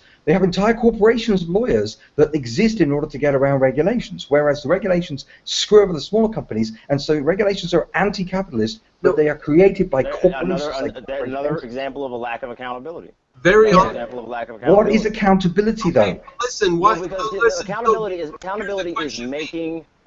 holding people's feet to the fire. I got a question. There's not enough people that actually know how these corporations are screwing them over. And it's not regulations. It's not regulations. It's monopolies. That's the issue. That's what the corporations are doing. They're using regulations to create monopolies for themselves. We saw. Yes. So stop the regulations, and you won't. But see, the thing is, regulations aren't bad in of themselves. Yes, they are. They are bad in themselves because without regulations, you wouldn't have monopolies. Without regulations, you wouldn't have crony capitalism. Monopolies can exist totally without regulations. No, they can't. No, they can't. Monopolies cannot exist without regulation. No, monopolies have never existed in any time of. Explain the railroad barons and how they were able to come to power using essentially slave labor and migrant labor. Jump in here. And he fell into my trap. Give me a second here. So here's what happens in the 1800s. There's these railroads doing what the fuck they want. Along comes some little motherfucker like you who says he's got a better idea, and he gets the government to set up a panel. Did you just call me a motherfucker? I'm not finished, sir. Did you just call me a motherfucker? Well, you want to control what I am doing with my railroad? Excuse me, I'm trying to make money here. So you come along and you say I'm charging too much, or I'm charging too little, or I'm charging the same as the other guy down the street. So you got a panel now. Guess who has the money to take over the panel? Me! I'm the railroad guy. I'm going to buy that panel tomorrow. I'm going to own it, and I'm going to use it. There you go. Lack of accountability. Lack of accountability. So you think you're smart setting up this panel or this council that's going to take care of the problem. I've got enough money to own that and all their kids. There you go. Lack of accountability. No, the regulations is backed up by government force. Regulations is corruption to a far greater degree because it's backed up by guns. Corporations can't... Regulations are just laws. They are backed up by force. Regulations. Regulatory bodies are not the same as regular laws. Regulatory bodies are separate from most judicial systems. They are largely self-contained, and there's virtually no transparency or accountability. And regulatory bodies are incredibly unaccountable and incredibly corrupt. They're not part of the usual judicial system because they're a violation of laissez-faire capitalist principles. But the point is that accountability. When you have a government, you don't have real accountability. What you have is every 4 years, the politically and economically illiterate general public vote for some people to take over some parts of the government. But most of the government is controlled by bureaucrats who aren't democratically accountable. That is not accountability. That's pathetic. You've got a fourth estate, a so-called media, who are biased as hell, who are lazy as hell, who are stupid as hell. So you've got a public that doesn't know what they're doing. You've got a press that renege on their responsibilities. You've got bureaucrats who aren't accountable, and all this is supposedly kept up by every 4 years having an election. Meanwhile, in the private sector, no. The problem is that when you put it that way, every time you're doing it justice. But when you just say regulations are the problem, you're being disingenuous. No, I haven't finished making my point. No, I haven't finished making my point. Regulations are just laws. We can change regulations if you have a problem with regulations. I haven't finished making my point. But we have to have accountability to do that. Can you mute him? I'm trying to make my point. The point is, I listed all the problems with government, all the limitations to accountability in government. Now, let us actually look at the private sector. Meanwhile, in the private sector, you have real accountability. You have companies that are infinitely more qualified to hold other companies to account. You have people who are just as competent as the people because the bureaucrats, for the most part, aren't very competent. If they were competent, they'd be in the private sector. In many instances. You're just advocating jumping from one ship to another, and you're saying no, I haven't made my point yet. Because you can jump, you can call it whatever you want to, but it's going to be government at the end of the day. Government's just a word. No. The point is that government is an inferior form of accountability with more intrinsic corruption because it controls guns. I don't think that's the definition of government. Force. It controls force. Corporations do not have the ability to arrest you. Corporations don't have the ability to have you shot by the police. The point is that corporations are not only better suited to... If we had nothing but private companies, private companies would have the authority to do that. They would have their own private security forces enforcing the law. I'm not talking removal of the government. I'm talking the removal of government from the economy. The point is that you have corporations that are your mic's messing up again. Stop interrupting me. Your mic's messing up. I'm trying to let you know that your mic's messing up. Right. Okay. Well, can anybody hear me now? You're good. It's just a little bit squarey. It's a little Right. less Okay. defined. Okay, the point is that with corporations, you have people who have the motive and the means and the opportunity to hold each other to account. You've got people who are just as competent on a rival team who have a vested interest in holding other companies to account. Bureaucrats, on the other hand, can be bought. Bureaucrats can have ideological agendas. Bureaucrats can have a stunning lack of accountability because of the inherent inefficiency of the accountability systems. This is why the government. This is why you have. Ed, let me take that point you just made there, because you said that companies hold each other accountable. So when one of them violates the other's rights, they can go to court or whatever. Yeah, but there's also the case that if there's a regulatory machinery possible, then they hold each other accountable in a dirty, nasty way. If you come out after my customers and my profits, I'm going to go to the government and get them to control you in some way, to get you to stop selling in Philadelphia or to stop shipping stuff up the Mississippi. Yes, I mean, companies have used regulatory bodies to sabotage their opponents for over 100 years. It's an incredibly dirty, corrupt system. And the point is that with regulatory bodies, you've got lack of accountability, you've got corruption, you've got the fact they can be bought off, the fact that they're governed by ideology.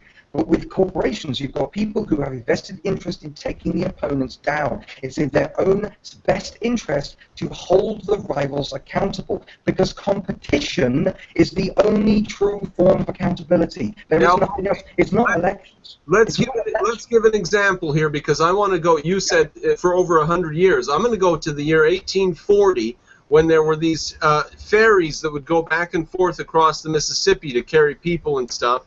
And somebody says, I'll build a bridge and I'll have a train that'll go across. And they used an act of the local legislature in that state or territory to stop that from occurring, because they said that will ruin our ferry business.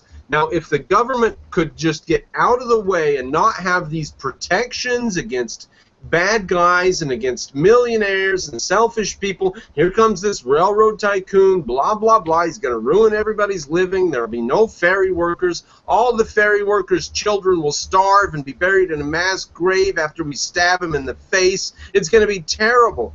No, it's not. There's just going to be a fucking railroad bridge, and all those ferry workers are going to have to go get a job greasing wheels at the railroad station, because ferries are useless now because we've progressed. Now, science and technology will give us progress.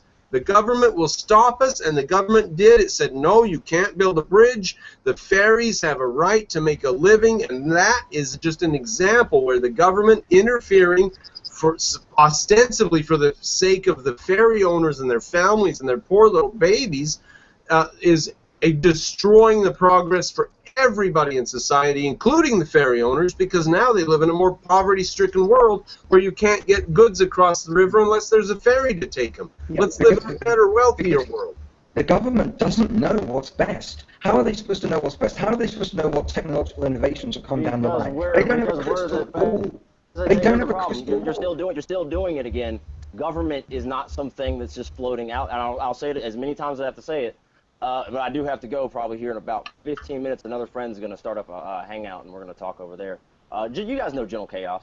But anyways, government's not something that's just floating out there in the woods. We are the government. So with the lack of accountability, you have these situations that you guys are talking about. That's a talking point. That's not a rational argument. For the Nazis, just talking Nazi points. So government. you can't just say my argument is not valid because it's a talking point. That's how these things work. I mean, everything that you guys say are talking points. You'll never catch me saying that. I am offering arguments from evidence. I'm offering arguments from evidence. I'm offering arguments from evidence as well. Common sense, actually, as a matter of fact. Right. I mean, Brandon, I'm still kind of upset that you called me a motherfucker, though. Do I have the authority to let Justin say what he was trying to say? No, but yeah, you're kind of a dick, like, and there's really no reason to be that way, because I don't think I've ever called you a fucking name. What? Oh, I just called you a motherfucker because you wanted to control my railroad, which I worked very hard to build. Justin, what were you trying to say? Oh, he said that that we are the government. I mean, do you think we're the Jews in Nazi Germany the government? Right. How far do you take that? I mean, did they kill themselves, actually, if you really want to put it that way? Yeah. It was actually mass suicide. Well, the Japanese a lot of them got out when they could, and the ones that couldn't fucking got fucked over by I mean, Well, the if we form of go back government to that was there. I'm about to say, that's the thing. You can change the words, and you can talk about the different types of governments, but they're just essentially the same thing. It's a bunch of people that are in charge. And if you have a system where the people are Yeah, elected with through power. accountability, it works a lot better than it's a system where people rise because of demagoguing and rise for all sorts of reasons. You can also Democracy argue is that it's part a of the red reason herring. that you can also argue that part of the reason that Nazi Germany even rose to power was because of the after effects of World War One and how economically Okay. depressed it was, and it left a huge amount of people that were susceptible to these Yeah, freaking okay. authoritarians that would come No, in but and the basically problem is promise that, them everything that was good under the yeah, okay, sun. We see the we same know the thing happening history. in America with politicians like Donald Trump and Hillary Clinton, I might add. Yeah, but in Because there's a lot of democracy, it times doesn't people, make any difference. Democracy is a red no, herring. it actually can make a lot of No, difference it because doesn't. regardless of what form of, here's the thing. All I'm saying is the lack of accountability causes corruption. The more Yes, corruption I you agree have, completely. yes, But okay, democracy so, isn't an adequate form of accountability. You need checks and balances. You need a oh, so you need constitution. regulation. You need no. Constitution is not regulation in the economic sense. Okay, can I say, You're equivocating. let me just say, the problem with democracy is that once in a while, once in a great, great while, a majority of people will be fairly stupid. Now, I know that will be very rare, but Yeah. sometimes they will be. So that's the problem with democracy. Well, this is the thing. This is Constitution is designed to protect the people from democracy. It's not that democracy is we aren't, the government isn't the people. We aren't the government just because we elect a minority of the government into power. And as I say, most of the government is bureaucrats who aren't elected. No. We aren't. At the end of the day, it doesn't make any difference whether you have democracy or not. You still have people in power with guns. I am not the government because I can't have you shot. I can't have you arrested. I can't have you tried. That level of power is what changes people, is what corrupts them. We aren't the government because we aren't the corrupted. We aren't the ones with the power. So the whole idea of we're the government because it's democracy is complete utter nonsense. So Just one of the things we talk Okay, hold about. on. You gotta let him finish the point he's making. The point about the free market, the point about capitalism, is you have people who don't have power in the military sense or in the force sense, holding each other in check through their own vested self-interest. And every single time you buy something, every single time you make a decision as a consumer, you are voting.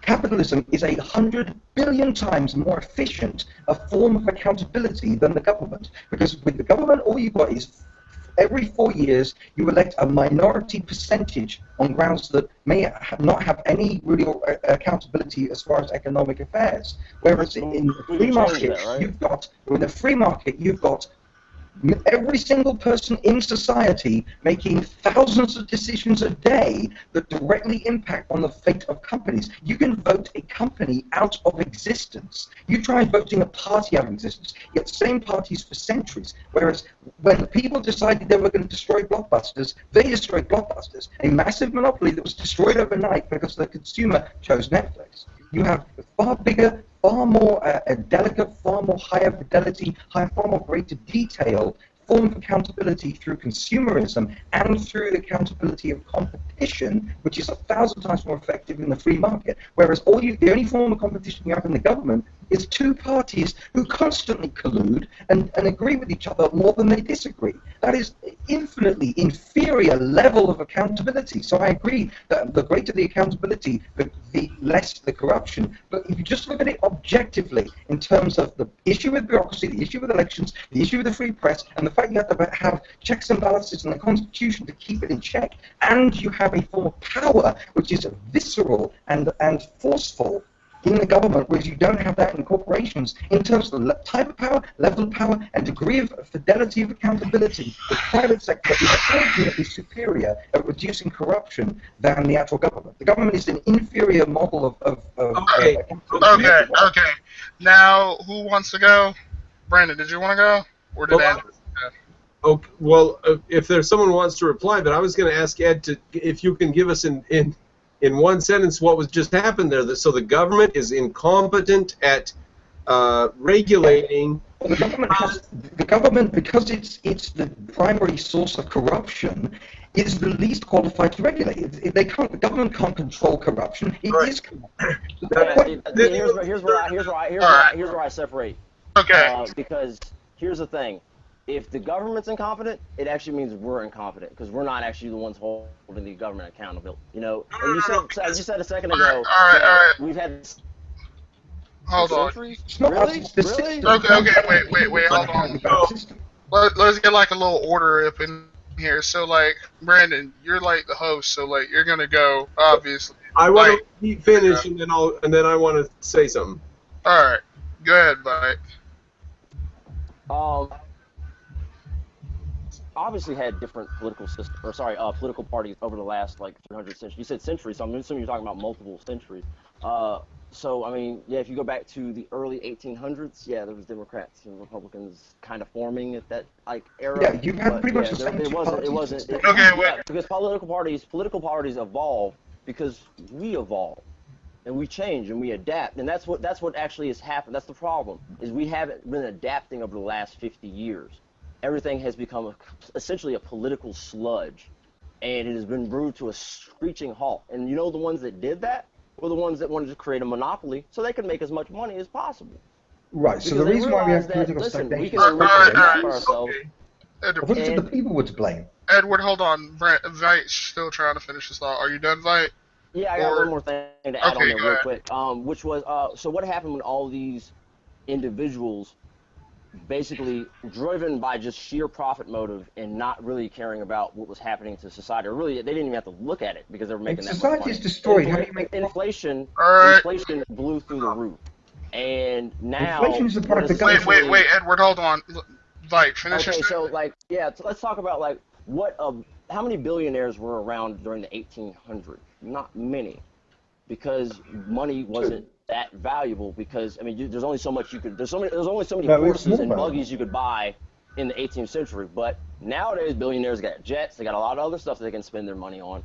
So is everybody else. Most people are still just trying. Most people are just concerned with having enough food. Most people are a lot better off today because of the sheer variety of life-improving gadgets. All right, hold on, Vite. Were you finished with your point or what? I just want to make this one little caveat. Okay. Like most people, yeah, and they'll be done with that one. All right. This is my point on that. Most people are just concerned with having enough food, having shelter, and being able to provide. No, they're not. No. The poor in America have an obesity epidemic. The poor in America today have a higher quality of life, better medical care, better technological innovations than the richest people in the world in the 1800s. That is a fact. Hold on. Brother John hold on for 1 second. Brother John said that you can fix the issue with the simple, what is it? What are you saying, Brother John? With F5, yeah, Ed, you have to refresh because your mic is crapping out. And you got great points to make, yeah. Oh, well, he did do that earlier. His mic seemed to have come back there, but all right, let me unmute him. So I want to talk about monopolies for just a second. Ed, showing you, and you can unmute it, Will. So monopolies, I have a view about them. I think that in a private economy where the government only stops you from violating rights, and we have a patent system, where when you invent something, you've got 10 years or 20 years or 15 years where it's yours. You thought of it, the government will go and put anyone in jail who uses your idea for a small amount of time, not forever. So given that, there we want people who think of new things, and they have a monopoly. Now, Peter Thiel, the guy who started PayPal, talks about this. He says, what you want is a business where you have no competitors. You don't want to open a restaurant. What are you, a fucking idiot? You're going to go try to cook a better burger than McDonald's, Wendy's, Burger King, and the local cafe, and you're going to beat all of them. And people are going to come and eat your burger, and then they'll go eat someone else's burger tomorrow. You can't. What if you have Google? Nobody can compete with Google. Alta Vista, gone. Ask Jeeves, gone. Bing, garbage. Everybody knows Bing is garbage. Google has a monopoly not because they've went and stamped everybody's face down to their product, but because they have a good product. Tesla. Let's say Tesla ends up taking as much of the market as some people predict. That's not going to be because they've gone and stamped everybody's face to a Tesla badge and said, we force you to take Tesla. It's because they've created a good product that nobody can copy because they have, and I know they released their stuff publicly. Maybe that's a bad example. But Yeah, but the point is that in a free market, a monopoly is the product of meritocracy. You got some feedback. You got like he's a fine. feedback. He's fine. He's in London. It's a second world country. Give him a break. It sounds okay. Yeah, I was just saying that when you have a monopoly in a free market, a true capitalism, that's through meritocracy, and it's never going to be permanent because it's that much easier for rivals to come up and destroy you. If you look at the Rockefellers, if you look at the great monopolies of the 19th century, they were taken down by rivals in a second. The idea that they stayed around forever because they were evil robber barons is complete baloney. Because they didn't interfere in the government, because they didn't have regulations in their advantage, they basically stood and fell on their own economic merit. And that's why they were able to have a monopoly, because they goddamn earned it. Only when you have a monopoly in a free market, it's because more people want your product than anybody else. No, who's going to complain about that? Who's going to complain that you got a better product from one company and that's why it's got a monopoly? When you earn a monopoly, who suffers as a result of that? You've got a product that everybody loves. You've got it cheaper than anybody else, and so it's both quality and quantity is on your side. Where's the downside? The moment you start screwing people over, boom, you create a opportunity for rivals. The market self-corrects. The idea that you need regulations to keep this in check is ridiculous. Why the hell would evil corporations go around poisoning people, killing people, screwing people over? Because in case you didn't know, people are consumers. Let's see. Ask Johnson & Johnson, ask Dow Chemical, ask DuPont, ask the gas company that was responsible for that terrible methane leak. Have you? Okay, wait, yeah, Brandon. Actually, and they don't. Okay, hold on for one second. Brandon was gonna. Okay, you good, Brandon? Okay. Yeah, I was gonna let Pete talk, and he started, so he was right on cue. All right, okay, I'm sorry. Yeah, but I was gonna say, yeah, I mean, once a company becomes a monopoly, there really isn't anything stopping them from doing damage to people. So, like, your entire system works off of a retroactive system, whereas regulations and laws work on a proactive system. Yes, now, because we can have a discussion about which regulations and which laws are necessary and which ones are over cumbersome and which ones are even illegal. But we got to actually accept that regulations are not just universally bad, and government is not universally bad. It's a government isn't universally bad. It's just okay. It's not Don't interrupt, please. For a certain purpose. No. But I was so I think that there's a lot of common ground, and that's the thing. We got to make sure that these conversations go to the next level. I think you're operating. Because anybody that's listening might not know as much about these topics as anybody in here does. So by going with these absolutes, that's why I contest when I hear these absolutes. Is because I know that when people listen. I don't know if they're. Justin, what did you want to say? I don't know if there really is a lot of common ground, because I think your entire argument, you have a completely fundamentally different standard of value. I mean, I heard you say something earlier about the coal company and it hurt the ecosystem. Well, it hurt the people that are living here. Wait, let him. The ecosystem, yeah. I just want to make sure. I'm talking about the people living here, and you hurt the ecosystem, you're going to hurt the people that live here. And I live here, so I'm part of the ecosystem here. If you mean the human environment, because that's the only environment that I actually care about. I don't care about snail darters and endangered species of lions. If you're talking about the human environment, then you can completely solve that, not with regulation, but with enforcement of individual rights. I mean, the government comes in when you violate individual rights. Right now, we're trying that now. Surprisingly, we're trying that right now. And guess how much? So the power company down the road, they got bought out by Duke Energy. And Duke Energy, when they bought it out, they didn't realize that the previous company did such a terrible job with the coal ash and had basically poisoned a bunch of people. So they're actually facing a bunch of lawsuits now. But that would happen without regulation. That's part of the thing. Wait. That so the regulation stipulates that companies that do like stuff like coal and stuff like that, they're responsible for cleaning their stuff up. But when you defund the EPA and people can't actually get out there to regulate, it becomes a lot easier for them to cover up stuff. And that's essentially what happened. Okay, Vite, you're like Edward and Justin are gonna go, and please don't interrupt them so they can finish their points. I'll do the best I can. All right. Okay. The problem here is the issue of regulation. You said that regulation is preventative. The problem is that America, Preemptive. no, yeah, preemptive. That's the problem. Preemptive law is fascism, because in a free society, what is a free society? Free society is freedom through rule of law. Now that means you need law, but it means you don't have laws that intrude upon people's freedoms.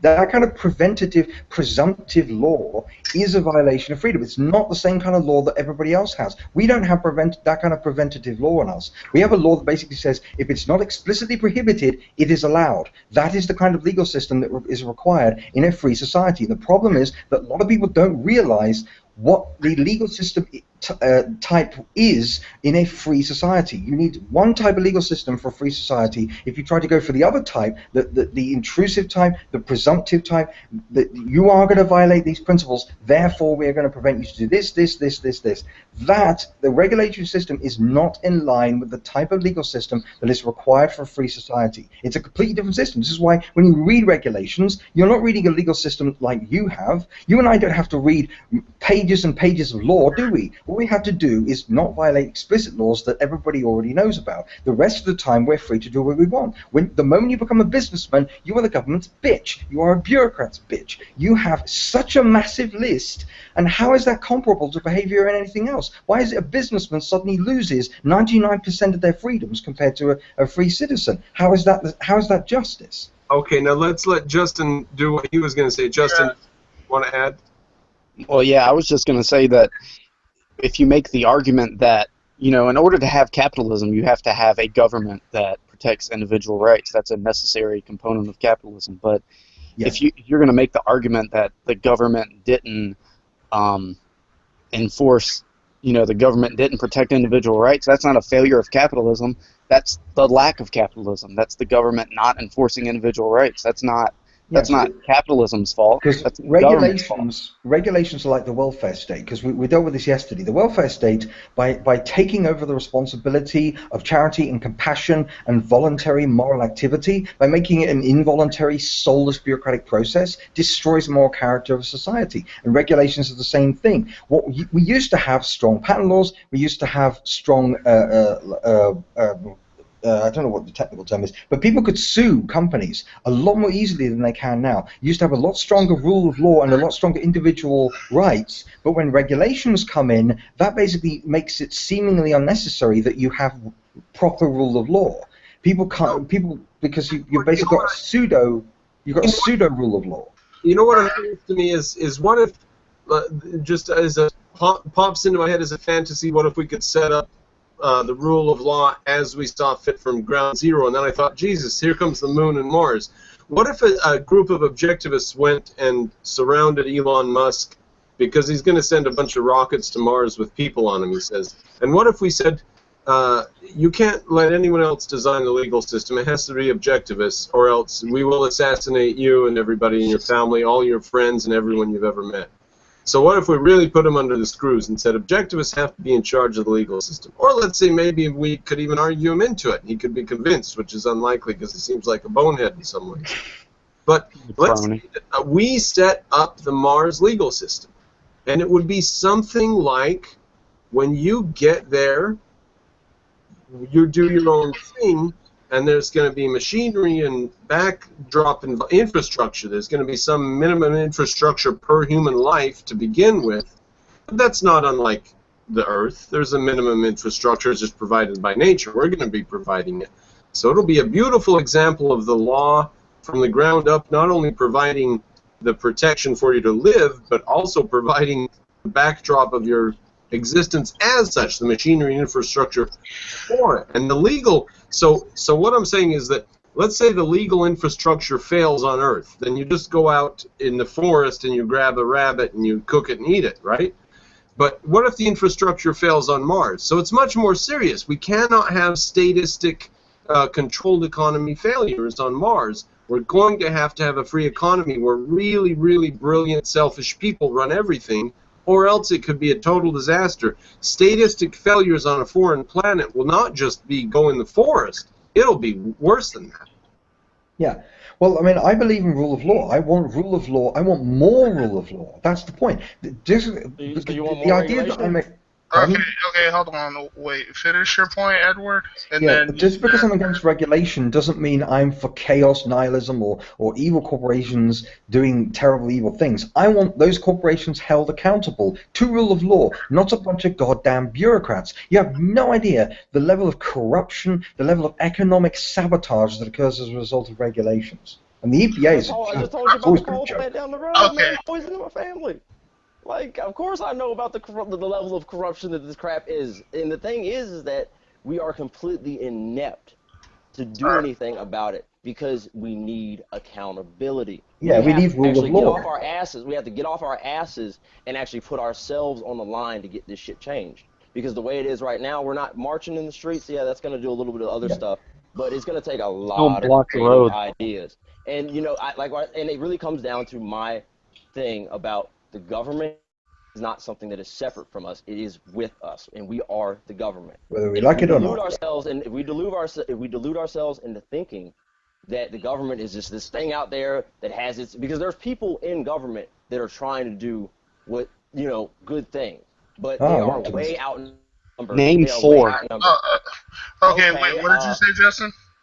You said name four. The mayor of our town is a nice lady. Our city council person is a good person. I know I was three good thinking law federally. enforcement. Police officers are government officials. I know three good police officers. Right. I mean, you know, Justin was asking on a federal level. on a federal level. Okay. How about the FBI? Okay, because they do a lot of cybersecurity. And cybersecurity is a thing that is very necessary in this day and age. Would we all agree about that? Yes. Okay. Yes, I mean, but the problem, like I said, that's my point. It's like I said, government is not some unanimous thing. It's a very complex organization, and with less accountability, too complex. it becomes. That's the problem. It's too big. It's too complex. Oh, hold on. So my friend is starting to call. So I'm gonna wrap this up real quick and tell him real quick. Pete, can I just ask you, what do you think is the role of government?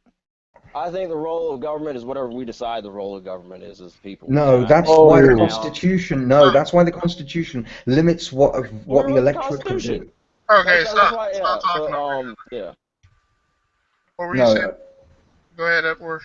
Yeah, the government, that's democracy. What you just stated is democratic fascism. The idea that whatever the majority side the government can do, it can do whatever it likes, and there's no restraint because the majority vote justifies everything and anything. It doesn't. The electorate can only decide a certain number of things because there are a lot of things that the government could be made to do by majority vote that would be intrinsically wrong, intrinsically inappropriate. And the whole point is there's no difference between a majority vote absolute power and a monarchy absolute power. The American founding fathers didn't just reject an absolute monarchy, they rejected absolute period, whether it's majority or anything else. That's why they didn't call America democracy. The founding fathers never called America democracy. They called it a constitutional republic because the Constitution is what limits the absolutes of tyranny, whether it's majority or anything else. So the government is not whatever we say it is. It must never be whatever we say it is. The Constitution is above the whims of the electorate, always has been, always will be. Okay, and let Vite respond. Go ahead, Vite. I mean, we wrote the Constitution, and we can make amendments to it, and we can add amendments to it as well. So I mean, only to make it more relevant and better suited to its purpose. Edward, hold on, let Vite. Yeah, because all I was gonna say is like that just comes back to my original point that we are the government, and the more accountability we have, the better this stuff is gonna be. So I'm gonna leave it right at that. But I'll let you make some more points. I'll let you have last word. Yeah. Well, the point is that the government was created by the founding fathers, and they went out of their way because they knew the government was unreliable, they knew it was corrupt, they knew its power was corruption, and they knew it was incompetence, and so they created the most elaborate, well thought out structure of accountability ever. Checks and balances, separation of powers, constitutional limitations, federal structure, free press, electoral accountability, all of these things were existed to limit the government, to limit its power, to limit its size, to limit its scope, to limit its roles, because they knew that the power system is intrinsically corruptive. Human nature plus power equals corruption. You don't put too much of a burden, you don't put too much of a reliance on that system, because otherwise you're contradicting the entire point of the limited government which the founding fathers had to create. Now, if you're a Platonist, you're going to think that there's some sort of idealistic one single response to human chaos or whatever. There's some form which you're going to aim toward to solve the problems of society or whatever. If you're an Aristotelian, you're going to realize that there may be many very small systems that help in very many ways. Lipstick doesn't win wars, but it certainly helps women look more attractive. So there are lots of little teeny solutions we need to deal with reality. And an Aristotelian can deal with that fact and realize we need checks and balances in the courts. We need this here, we need that there, we need constitutional rights, we need the right to bear arms. The right to bear arms was actually important in ancient Greece because they actually came and said to them, give up your swords and shields and spears. And the Spartans said, come get them.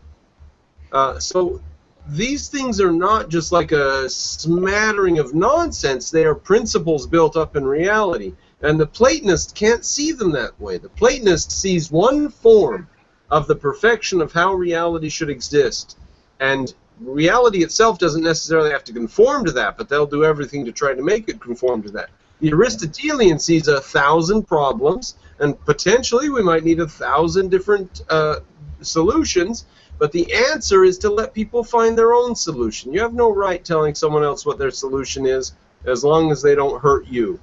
So Aristotelians look at it like a huge, huge mess, and let's all find some answers and do our best and not hurt each other. Platonists look at it like, how can I, as the king, solve everybody's problems with my brilliant, brilliant idea? They also, and the equivalent to that is, of course, democratic fascism, where the majority say this, the majority say that, and that settles it. That's the legitimacy. That is what justifies it. Too much faith in democracy, too much faith in majority, too much faith in consensus. What about too much faith? What about too much faith in the founding fathers? No. As if they could set in stone. Look, what they actually set in stone was a way they made the rules by which you could change the Constitution. They made everybody. I mean, you can't place too much. You can't ancestor That's why they worship. created the rules, because they knew that they weren't infallible. That's not a problem. Nobody's putting too much faith in the founding fathers. That would be in contradiction to what the founding fathers were. They were the only leaders in history who deliberately created systems to compensate for their own fallibility. And they didn't think it was going to last that long. They were quite pessimistic, and they were right to be, because look, the Civil War was 60 or 70 years later. I mean, it was a right, let's say 85 years after independence is when the Civil War starts. That is a right-off disaster that nearly destroyed everything that they fought to create. They were right. What they created was very delicate. They gave their best. Like you said, they gave checks and balances for their fallibility, right? And in case they were wrong about something, we had the mechanism or the possibility of correcting it. We didn't have to burn it all down and start over. In France, they knew that power is corruption. Yeah, they knew that power is corruption, and they knew you need to limit power. And the problem with too much faith in bureaucracy and too much an emphasis on growing the government is that you are growing the power, and therefore you're growing the corruption. You're going against the whole point of the founding of America. I mean, I've been reading John Stuart Mill on liberty again, and one thing he points out a lot that I had forgotten that he points out is that it's not just the tyranny of law, but the tyranny of the status quo, or not the status quo, but the cultural mores. They can actually be more limiting. The rules of the village can actually be more limiting. Generally, will be more limiting than the government. So it's not just the government that we have to watch out for. Now, do you take that as an endorsement of free speech and the right to offend people? Well, I think it's pretty clear I'm okay with the right to offend people. Well, I mean, I think that's where Mill takes that because, as you know, I've done a great series on Mill, and I think that he takes that in the direction of if you don't have the right to say what you want and offend people, then there are these large groups of people who will never have access or exposure to these ideas. And it's fine to say that these ideas are dangerous or whatever, but when you do that, you're cutting off everyone else from the right to judge for themselves.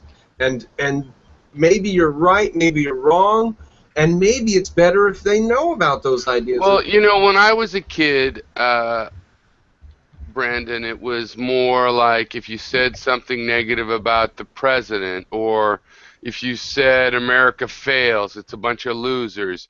That kind of thing was considered taboo, and I did think it was good to start saying those things, and I am okay with people on the right or left or up or middle or whatever saying those kind of things, but I don't really feel like it's a political correctness is the whole of history, because in the last 15 years on some campuses you got whiny rich and or lucky kids decide, you know, for example, one reason it's so liberal on campuses like Oberlin and Colby and these liberal arts schools is because those guys wanting to be liberals let in all these handicapped and people from disadvantaged situations, you know, unconventional gender alignments or whatever.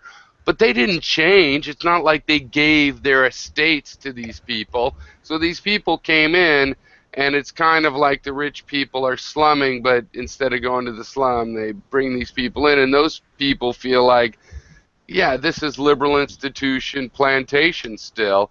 And so part of what's going on is a battle you're not just simply not a part of. Well, I'm not just dismissing the modern discussion as, or the ancient discussion as another case of political correctness. I'm dismissing the modern discussion of political correctness as just another instance of trying to diminish free speech. So it's just the latest chapter we've been dealing with for ages, where, you know, clear back where the founding fathers, Thomas Paine and so on, said the right to speak is the right to offend somebody. But do you acknowledge that there's people of every school of thought or of every position that want to, restrain free speech, and then there's people that do want to, endorse free speech in every ideology? Well, the people that want to endorse free speech in every ideology don't really. They just want to allow people to speak. I mean. All right, Brother John. That's what I mean. They're all. Brother John asked a question, but yeah, I'd like to answer that one. Okay. He says, "Why didn't the founders in place congressional term limits?" I think there was two reasons why. One, the idea of congressmen being professional politicians that stay around for decades didn't occur to them. The whole point is this was a people's government. You had people who were lawyers, who were all sorts of things, who would come in and basically do a term, and then they'd go back to the businesses. That was the model. That was the culture. Another thing is, I don't think that they saw the incumbency problem. I didn't think that they saw that people would stay around forever, because they assumed that, well, that sooner or later the people will get voted out of power. And if they don't get voted out of power, it's presumably because the people are pleased with them. It never occurred to them that there'd be such a sort of stagnation, such a level of detachment. I personally blame the executive branch. I think that people focus too much on presidential elections and they don't focus enough on congressional elections. And as a result, local elections. Local elections, even more so. I totally agree, especially if you bring it down to local elections. Yeah, I mean, my country, we value local elections a lot more, and so we tend to have a stronger turnaround of people, and it seems to be a lot healthier system. It's a lot less stagnation. The Americans need to think locally a lot more. Yeah, I would agree. We have to deal with this problem from the bottom up. We've been looking at it top down, like you said, with the president. The presidency is a freak show. Is it a distraction? That it's just the White House is irrelevant. The president is irrelevant. They keep electing one moron after another who happens to be just a pretty distraction for the masses. You need to focus on locals. You need to focus on building up a better society and stop ignoring. Because in my country, we don't have a president. We vote for the party, we vote for the locals, and then they basically elect a leader themselves. I like electing an executive, but I mean, okay, that was a little hyperbolic, but I mean, I agree with the sentiment. I don't envy the Americans, their executive branch. I think they should abandon the executive branch, rejoin the British Empire, and just take the Queen back. I wouldn't go so far as to say it's not important, but the thing is, when you look into how much your local township or county, depending where you are in the U.S., one or the other is the real controlling authority, and they have budgets of hundreds of millions of dollars, just that little area right around you where you know a lot of the people. And it really adds up, and you can imagine these people run on $10,000 to $30,000. Some places of just $1,000 for their, but they still have to get people to help them to run.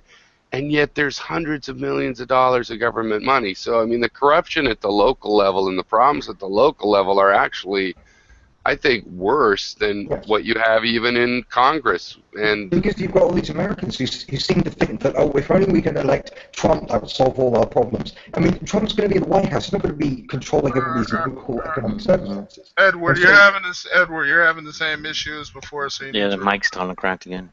Yeah. I'm gonna go ahead and like I said, I got a friend who's waiting still for that call. Man, Piro, that's a nice surprise, man. How you been doing this week? I'm doing okay. I hear you too. Yeah, Pete, thanks for coming in. Appreciate the visit. Go tell Joe. Don't call me a motherfucker again, Brandon. Hey, don't come in and tell me you're going to tell me what to do with my railroad. I don't think I did that, but don't do that again. That was my railroad's going to be under your control of your committee. That pisses me off, man. I'm just saying, I would appreciate it, and I probably wouldn't come back if you did it again. So. I got enough guys to bump you off. I got people. That's your prerogative, bud, not mine. So take care, all right? Y'all, good night. All right, bye. Hey, Brandon, if I may say something, Brandon. Yeah. Yeah, Brandon, I want to say, you and Ed here are putting on a great show. I really appreciate it. I feel smarter just listening to you guys, all right? Because I'm just getting into learning about objectivism and stuff like that, and Rand and stuff. Ideas intrigue me very much. So I want to say you put on a good show.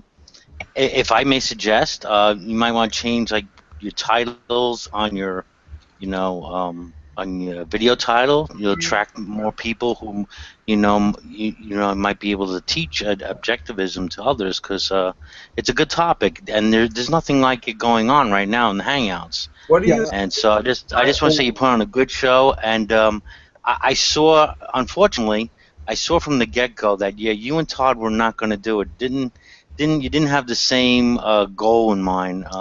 But I think what you're doing here is a good thing. So kudos to you and to Ed. I really appreciate it. I was thinking of calling the show the brain porn show. Something like that. That actually might attract people. So just get your. Yeah, exactly. Just come here to get your daily dose of brain porn, because that's basically what this is. Yeah, we're basically porn stars, and we're basically showing off our goods, and everybody's just getting off on what we're doing. I'm watching you guys mentally masturbate, yes? Exactly. The fact that you are into the distinction from libertarianism, and that he was saying there's nothing else out there doing objectivism, and it's true because it's gone on. It made me wonder, Mr. Cropper, are you familiar with Peter Molyneux? No, not Peter. Stefan Molyneux. I know, I keep making that mistake. Oh, yes. Peter Molyneux's a game developer. Yes, exactly. I keep doing that as well. It's a great one. But anyway, you are familiar with him. What do you think him? He used to be Stefbot back in the day. He used to be a zero aggression principle libertarian, and he and I went through it back in the day. Back in 2007, 8, 9, we had debates and did video replies back and forth. So here's the thing is, if you go with a populist direction and you do a video that you see gets a lot of views, and you keep going down that road and do more of those types of videos and get more and more views, you'll get where Stefbot is. Yeah. If you do, here's what I did. I did videos like that where I got 10,000 views or 6,000, whatever, and all of a sudden I got all these fucking morons showing up for my shit. So I real quick not to do videos for those people, because here they come. There's an army of morons. Yep. So I pared down my stuff, and I'm not making a living on YouTube. He went for just a splatter, everybody. So he gets 500,000 views on his videos, but it's not that profound. But he's getting better. He's okay. I can actually listen to him. He's all right. It's okay. I mean, I've debated him, and we did disagree quite profoundly on a few things. But he's doing more good than harm, I would think. Mm-hmm. What do you think about his social side, where, like child abuse and sort of personality issues is a huge. That libertarianism is about, for example, kids shouldn't be beat. That's he has that passive parenting, peaceful parenting thing. Yeah. you got all these kids that turned out to be brilliant, productive adults. You know, Andrew Carnegie. What was wrong with him? Why did he turn out to be a billionaire? Well, because he grew up in a violent Scottish household where they hit his butt when he was bad. You know, no, I don't think that's an essential.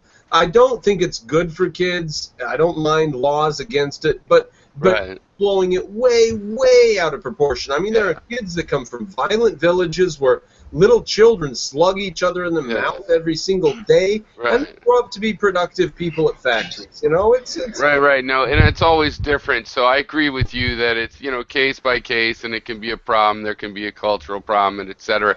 But what about his use of it? As he hasn't been talking about it lately that I've seen, but when he does talk about it, it's like a fundamental idea. You know, regardless of whether there's a real problem, that would be applying the principle. But the real principle, it's kind of an interesting thing. I've never seen anybody else that folded that into minarchism or libertarianism or any of the, no. you know. I think it's a general tendency on the part of the people who believe in zero aggression policy. Like I said at the beginning, it's a zero aggression policy. So if you believe that aggression is sort of like the root of evil, anarchy would work if no one aggressed against each other. Why do people aggress against each other? Because we beat them when they're kids. So if we stop beating kids, no one would aggress against each other. Anarchy would therefore work. So it's a rationalistic rat nest. It's a really bunch of garbage. And it just comes down to the idea that aggression is the root of all evil, and it's not. Yeah, because you have to come up with some explanation. Well, what about passive aggression? Sorry. Wait, hold on, go ahead.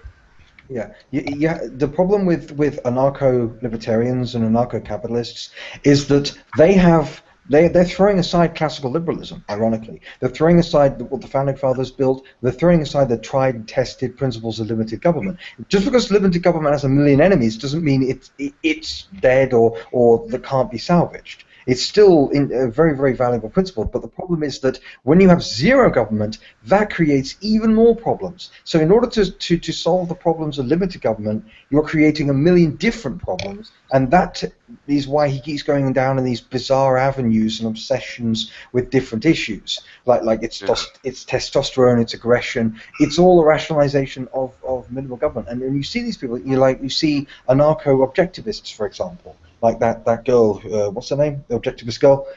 You see the kind of pretzels they have to twist themselves into, because there's a reason why the founding fathers weren't anarchists.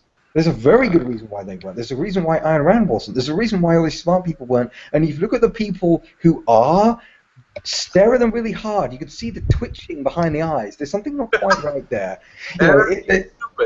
Yeah, I mean, there's something that creates way more problems than it solves, and the reason why it kind of reminds me of Marxism. Marxism doesn't work because human beings aren't intrinsically altruistic, or at least not sufficiently, and so you have to create this class consciousness. This did you see Jupiter Rising? Jupiter Ascending, the terrible movie by the Wachowski trans people. It's terrible. It's Marxist propaganda. It's all about how human beings need to evolve so that they're less selfish. That's Marxism. That's you've got to change human nature to fit the system, because otherwise the system doesn't work. No, the system is terrible, and that's the problem. Ed, you referred to this objectivist girl. Is that her name? Objectivist girl, yeah. Andrew says objectivist girl calls herself that because of the Galt's Gulch thing. Yeah. Yeah. Well, I mean, I think in certain environments, human beings tend to be altruistic. In other environments, they don't. So, for example, in the middle of a desert, not so much altruism. But on the northern coast of, California, a couple thousand years ago, yeah, the Native Americans were more or less altruistic to each other. If somebody got flooded out, other people they had plenty of wealth. Yeah, on the other hand, the Apaches in the empty plains of nothingness where you have to kill giant animals to survive, not so altruistic. There's no evidence for that. Talk about what there's. It depends on the environment. Okay, Venezuela or America? Who's more altruistic? Well, America is one of the most positive and wealthy environments there is. Works, doesn't it? What is all that goes with what I just said. I said that the better it is, Like the more plentiful and easy it is to live, the more altruistic people are. No, When it's it's causing hard to fact. live, Well, not so much. it derailed your whole thought, because what I'm saying then is that if you're productive and rich, then you can give away some stuff. And if Yeah. you're poor and starving, then you have to be very, very greedy with every single pea and every potato you have. So you're agreeing with me. You, excuse me, sir, I'm educating you. I need to realize that altruism comes from having wealth. I have to realize what I just pointed out. I was saying that if you live in an environment where there's a lot of resources and it's plentiful, then people tend to be more altruistic. And in fact, regardless of their personal wealth, if they live in that kind of environment, even if they're the poorest people there, So what are they'll still be. That's what we're going to talk about now, then, because I say resources are created by people. You say they just are like trees that are over there on the horizon. No, resources do start off in principle as the natural resources of the earth: mineral, trees, sheep, bees, honey. What if there's a biohazard which makes it very difficult for you to get from one town to the next, and you have to go quite a long detour around that biohazard, and so you can maybe build a bridge across it or something, but you can't go through it reasonably.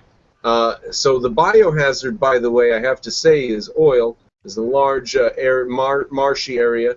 You have to go around this oil. Now, the West comes in and says, this oil is not a biohazard. It's not dangerous to your camels and society. It's actually an enormous source of wealth.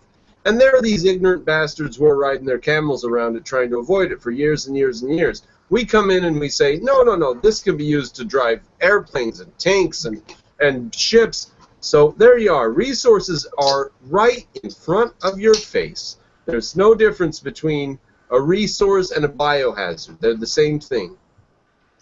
Yeah, because you have to have a self-interested culture to exploit and fully magnify the amount of resources available.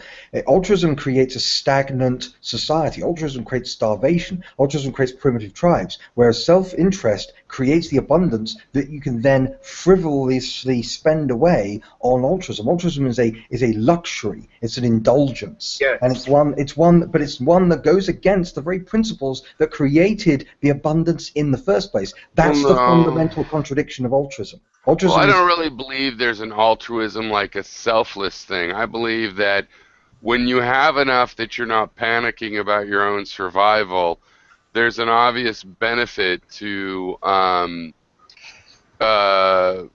shoring up other people. For example, helping out, the New Jersey tourist coast rebuild after the hurricane. That pays off, because then instead of not paying any taxes because they're not making any money for the next 20 years while they slowly rebuild, they're paying taxes and paying off, the money the government helped them with. So it's not necessarily altruism just to want to have a healthy body. Yeah, I mean, a lot of so-called altruism is really rational self-interest. Should all be that. Yeah, there is, however, real altruism, and that's where you have like religious fundamentalist cults. You have like suicide bombers in Islam. You have people who sacrifice themselves for their ideology. You have millions killed by the state. So you do have real altruism, and that's when things get really, really, really messy. Now, that's interesting, though. You said it should all be that. It should all be self-interested altruism, basically, you say. I think so. Okay, so you're against the Kantian principle that if you benefit from it, it's evil. Yeah, of course, that doesn't make sense. Oh, my God, you're just basically an objectivist. I don't know why you keep fighting us. You should come over to the objectivist camp. If you're anti-Kantian, you're an objectivist. You should come over. I mean, not really that. Well, I'm actually objective. Yep. I'm not a Randian. I'm an actual person of actual objectivity. Ooh. It would also give me less to do when you guys are in Hangouts, because you just agree with each other, and I would have. Without you, it does descend to chaos. I can't get a word in edgeways. Hopefully I'm being helpful at least. So, Piero, what was the point I asked you to do? Because I wanted to speak on that a bit, and I've had more beer than you. Well, I was saying that I think so-called altruism, I don't support that idea, and I think there's a lot of false altruism because it's not you can't really do stuff selflessly. Okay. But we are all related. It feels good to do good for other people, and it's kind of like a lot of feelings. There sort of is an evolutionary reason you could figure out, because it actually does pay off to help your cousin out, and then he helps you out, or maybe he never needs to help you out. That's why it feels good at the moment. You do it, and it's a social bonding thing. It can go wrong, and then you do that with the wrong person. I think we're in a society now where there's so many like personality problems where people don't. It doesn't pay off to be that way to people and help them all out. But which makes it complicated. But for humans, if in the right conditions, that's really what we want to do. We want to be like, sure, I'll give you a ride. Sure, let me jump your car and help. I'll pull you out of the river, right? I mean, Yes, most of I us agree. would do that. Yeah, that's not altruism. That's compassion. That's camaraderie. That's basically you help people because it reflects your values. When people use altruism to describe that kind of behavior, they're performing a massive linguistic injustice. Real altruism, in the original Auguste Comte definition, is self-immolation, is self-sacrifice, true total self-sacrifice. It is an intrinsically evil principle. And the problem is that we take a lot of flack for attacking altruism because they think that we mean the kind of behavior you describe, which is perfectly in line with objectivism and is perfectly decent moral behavior. Charity. But the point I was making about anarcho-libertarians and anarcho-objectivists is that Marx created a system which was intrinsically wrong. Because you have to fit the system to the people, not the people to the system. That's the difference between good government and bad government. All the evil governments throughout history tried to twist and warp humanity to fit their theory, which was intrinsically wrong. The Nazis, the communists, the Maoists, the Stalinists, the Rousseauian French revolutionists, they all had this model of society. Pardon? Capitalism is a deduction of human nature, then. The capitalism, then you're saying that, so we human nature and we deduce what we should do. Yes. Right? So whereas with all the evil tyrannies in history, they work the other way around. They come up with a theory, then they say human nature is wrong because it doesn't fit the theory, so then they have to force human beings. And this began with the French Revolution, this began with the Russian Revolution, and this is the Well, then from what principle do we deduce capitalism? Well, from rational self-interest. What human beings are like when they're left alone, and what human beings are like when they flourish. So we look at what succeeds, and we look at what human beings do when they're left alone, and we basically extract for that this is the system that works because it fits with human nature. It benefits humanity objectively. But the point about anarchists is that they have the same problem as the Marxists and the French revolutionists, etc. Their system doesn't fit human nature, so they have to come up with ways of changing human nature. And the reason why that's sinister is that when the French revolutionists were like that, and the Russian revolutionists were like that, and the Stalinists, they killed millions of people. So I see potentially anarchists as being as big a threat to human life as Marxists, because they make the same crucial flaw of having to change humanity to fit the system. So that's why my philosophy is sort of like Whigs, like the Whigs, where what you do, not all of them, but about half of them, you build a lot of infrastructure, roads, clean water, power plants, schools, data centers, whatever you can build in the way of infrastructure that as many people as possible can use. That creates wealth, and then people are just naturally more giving, and it's just not as tense. Well, the problem with that is that infrastructure, to a certain extent, has to occur as a result of free market, spontaneous conditions. Because if you say, what if someone comes up with a better system for road design? No, I agree. That's the problem. The problem with infrastructure is that it would have to be very, very transitory, very tentative. It would have to be temporary. It'd have to be room for innovation and free market. Right. No, there's ways to do that. Okay, you guys got to let each other talk. So, Piero, go ahead. I was just saying, yeah, there's ways to do that. I agree with what you're saying in principle. For example, an example where government was sort of very proactive was when California was like, well, you're going to have to offer hybrid or electric vehicles in 10 years from now, or 12 or whatever it was, if you want to sell cars in California. Now there's enough people in California that, okay, it was worth spending at least a few million to make some, model car that you'd pretend to sell. And then you had some companies actually say, hey, this is an opportunity, let's do it, we'll get good press because of they're making us do it, and the news will notice when we do. Some people will buy it just because of that. And that's kind of how we got to break through in hybrids and now electric cars. So you can incentivize things. I believe you should always use a market. Yes. I believe in markets. You can incentivize or make X prizes and stuff. Yeah, because the government, when they create a sort of general prize, then that leaves room for the market. But when the government decides we're going to have this type of fuel or this type of technology, we want wind farms, we want solar, they're forcing a possibly bad economic model onto people. They're saying, because wind and solar is hugely problematic, but because it's fashionable among the environmentalists, they keep subsidizing green energy companies that don't know what the hell they're doing. It's the same situation with the 19th century when they subsidized one train company but not the other. The one they subsidized was a bunch of incompetent idiots who had no incentive to be efficient or to be effective in any way. They were basically just completely wasteful idiots. And the same thing when they did the same thing with the transatlantic. They had a private transatlantic company versus a government-funded one. The government-funded one was a joke. And so the problem is we've got all these green companies. Spain has had a lot of problems with this because its biggest company, green company, went bankrupt and it's destroyed a lot of the Spanish economy because it was endlessly subsidized, and so it wasn't run on a lean, efficient, true capitalist model.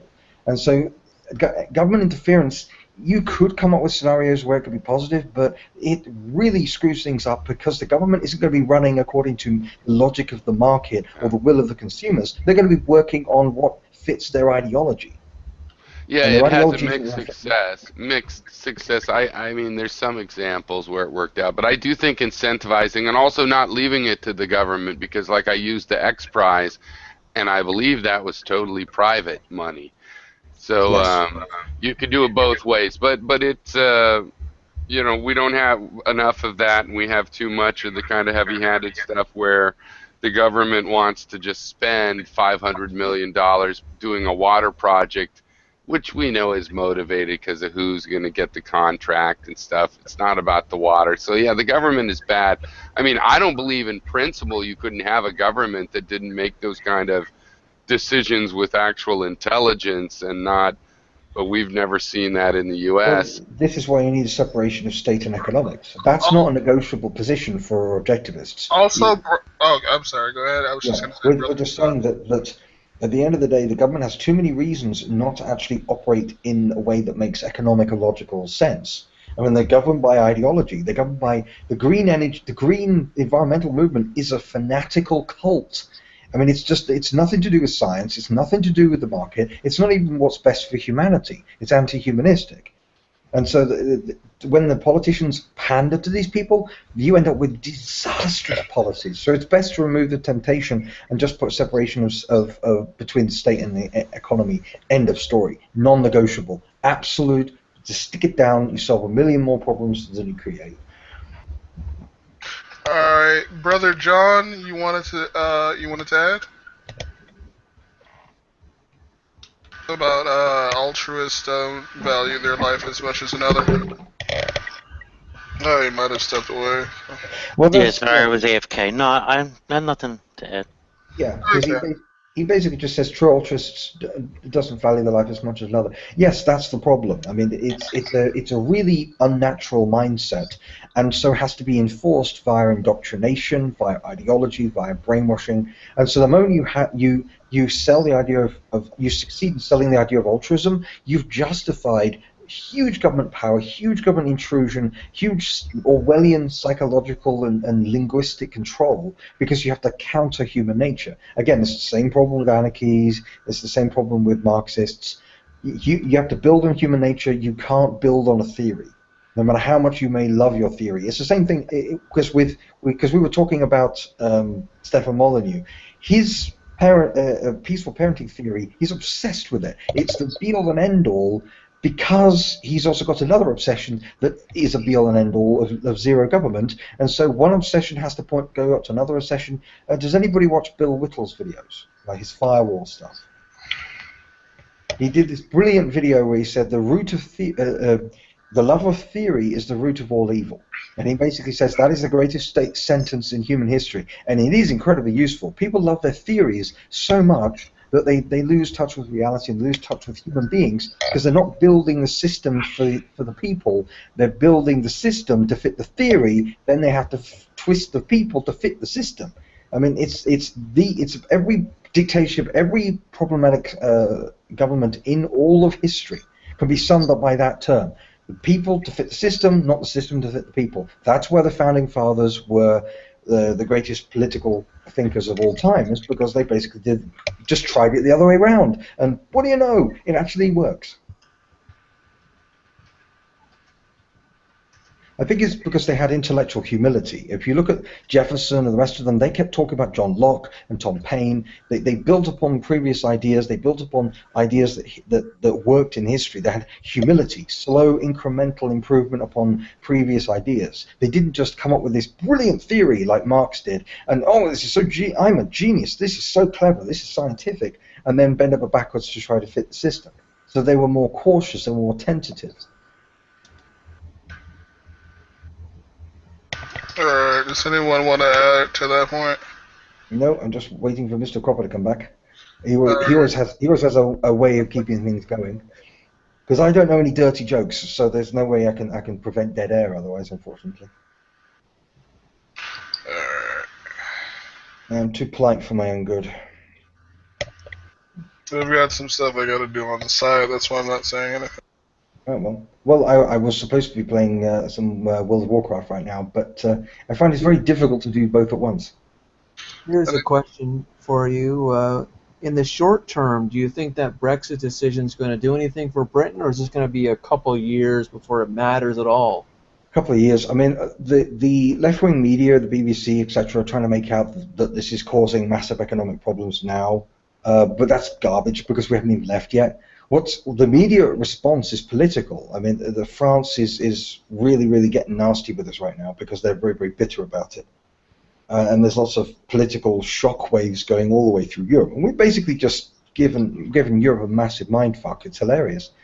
But the economic stuff, we were already on a downturn.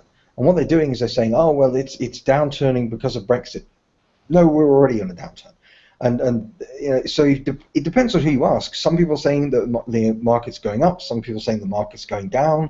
It's just all over the place at the moment because there's uncertainty. So even if it's the best idea Britain has ever made, it probably is, it's basically still going to be economically costly for us because we didn't vote on the basis of pragmatism. The EU, the pro-EU side, were a bunch of amoral, unprincipled, pure pragmatists. All their arguments for staying in the EU were purely practical ones, the negative economic consequences. The people who voted against the EU were voting on pure principle, that it's anti-democratic, that it's a threat to our legal and political sovereignty, that it's run by a bunch of corrupt bureaucrats who don't know what the hell they're doing, and that the open borders policy is total suicide for Europe. So it's a pure principled response. And we're prepared to suffer for our principles. We put up with bombs raining down on us from Nazi Germany for 5 years. So, no, well, 6 years, actually, yeah. So, no, Britain is going to suffer as a result of Brexit, but it's a really ugly tasting medicine, but it's ultimately going to save our lives. And the problem is that the rest of Europe are too chicken to actually do it themselves because they know it'll suffer. Greece, for example, Greece has suffered from the EU enormously, but they're so spoilt and socialist that they would never leave of their own accord unless there was like a massive revolution because they want their cushy pension packages. That's a lot of the politics in Greece just revolves around pension packages. They want to live beyond their means, and so they're going to continue to stay in a dysfunctional relationship. It's kind of battered housewife syndrome. Yeah, I thought that was a good comparison, though, when you mentioned a pragmatist versus the principles. I think that's a good way of putting it. Yeah, because none of the people that defended the EU actually defended the EU. They talked about the negative consequences to Britain, but they didn't actually say, well, the EU Council's really, really good, and the people in charge are really good, because they're not. They're corrupt bureaucrats. They're like all bureaucracies, they're amoral, self-serving, and unaccountable. Hence why I'm against regulation, because regulatory bodies are unbelievably bad. Because there's no direct accountability. This is why I like localized governments, why I like, paying more attention to what your governor's doing, paying more attention to your local councils or whatever you call them, and stop worrying about the presidency. Just abolish the executive branch and take the Queen. Because nobody in my country worries about the Queen. We don't talk about what the Queen's going to do, what the Queen's going to say, because at the end of the day, she's there. She's been there for decades. And the monarchy will always be there, and we don't have to worry about it. It's an executive branch that just takes care of itself. It's incredibly efficient, because of course the Queen owns loads of land, so the amount of taxpayers' money that goes to the monarchy is really small. You won't believe how cheap the monarchy is, and so we have something that costs less, that isn't politically divisive. We don't have endless election cycles that distract from everybody's attention, and so the public are able to focus on local elections because they're the only real elections that we have. And that is why the British constitutional monarchy is in every way better than the American system, and why you should rejoin the British Empire. Because don't worry, America, we forgive you. We forgive that whole rejection of George III thing. We forgive you for that whole war of independence. Everyone makes mistakes. We'll be the bigger country, and we'll welcome you back in. And you can fire the Obama and get rid of the executive branch, and the Queen will have a summer palace there instead, and that'll be great. It's not better. You guys are shit at dealing with Irish terrorism, and you're shit at dealing with Muslims. No, we're not shit. We dealt with them. We don't have Irish terrorism anymore. The problem's solved. Oh, well, excuse me, you dealt with it for 30 or 40 years longer than we did. We brought in half of their fucking country and had zero terrorism problems. You kept the other half and had loads of terrorism problems. If Irish people were a problem, we would have had some terrorism problems. We had half of their fucking country. You guys are shit. Yeah, well, it's a complicated issue. A third of the Irish culture, country, either died or went across to North America. All right, I say half, you say a third. And it's funny because I was reading, Thomas Sowell wrote a book on, I can't remember now what it's called, but it's about the various racial groups that immigrated to the United States. And he mentions that the Irish were once considered lower than a black slave. And I thought that was really interesting. Like, there's jokes about, like, underneath every railroad tie is an Irishman and things like that. Like, they were considered just worthless people that came from Ireland. Poor, destitute, and just worthless. At the time, Chinese people were shit on the West Coast. Irish were shit on the East Coast. Yeah, I guess so. But according to Sowell, he says that they were at the level of lower than a slave. Like a slave, at least you purchased, right? They were worth money. But an Irishman was nothing. We were furniture and farm implements, I believe. Yeah, but at least a slave cost money, though. That's the point. An Irishman was worthless. I would rather be considered worthless than furniture, to be completely honest with you. I would rather not be property. Yeah, that is an interesting point. But, my point about the Queen stands. I'm just saying, it would solve so many problems.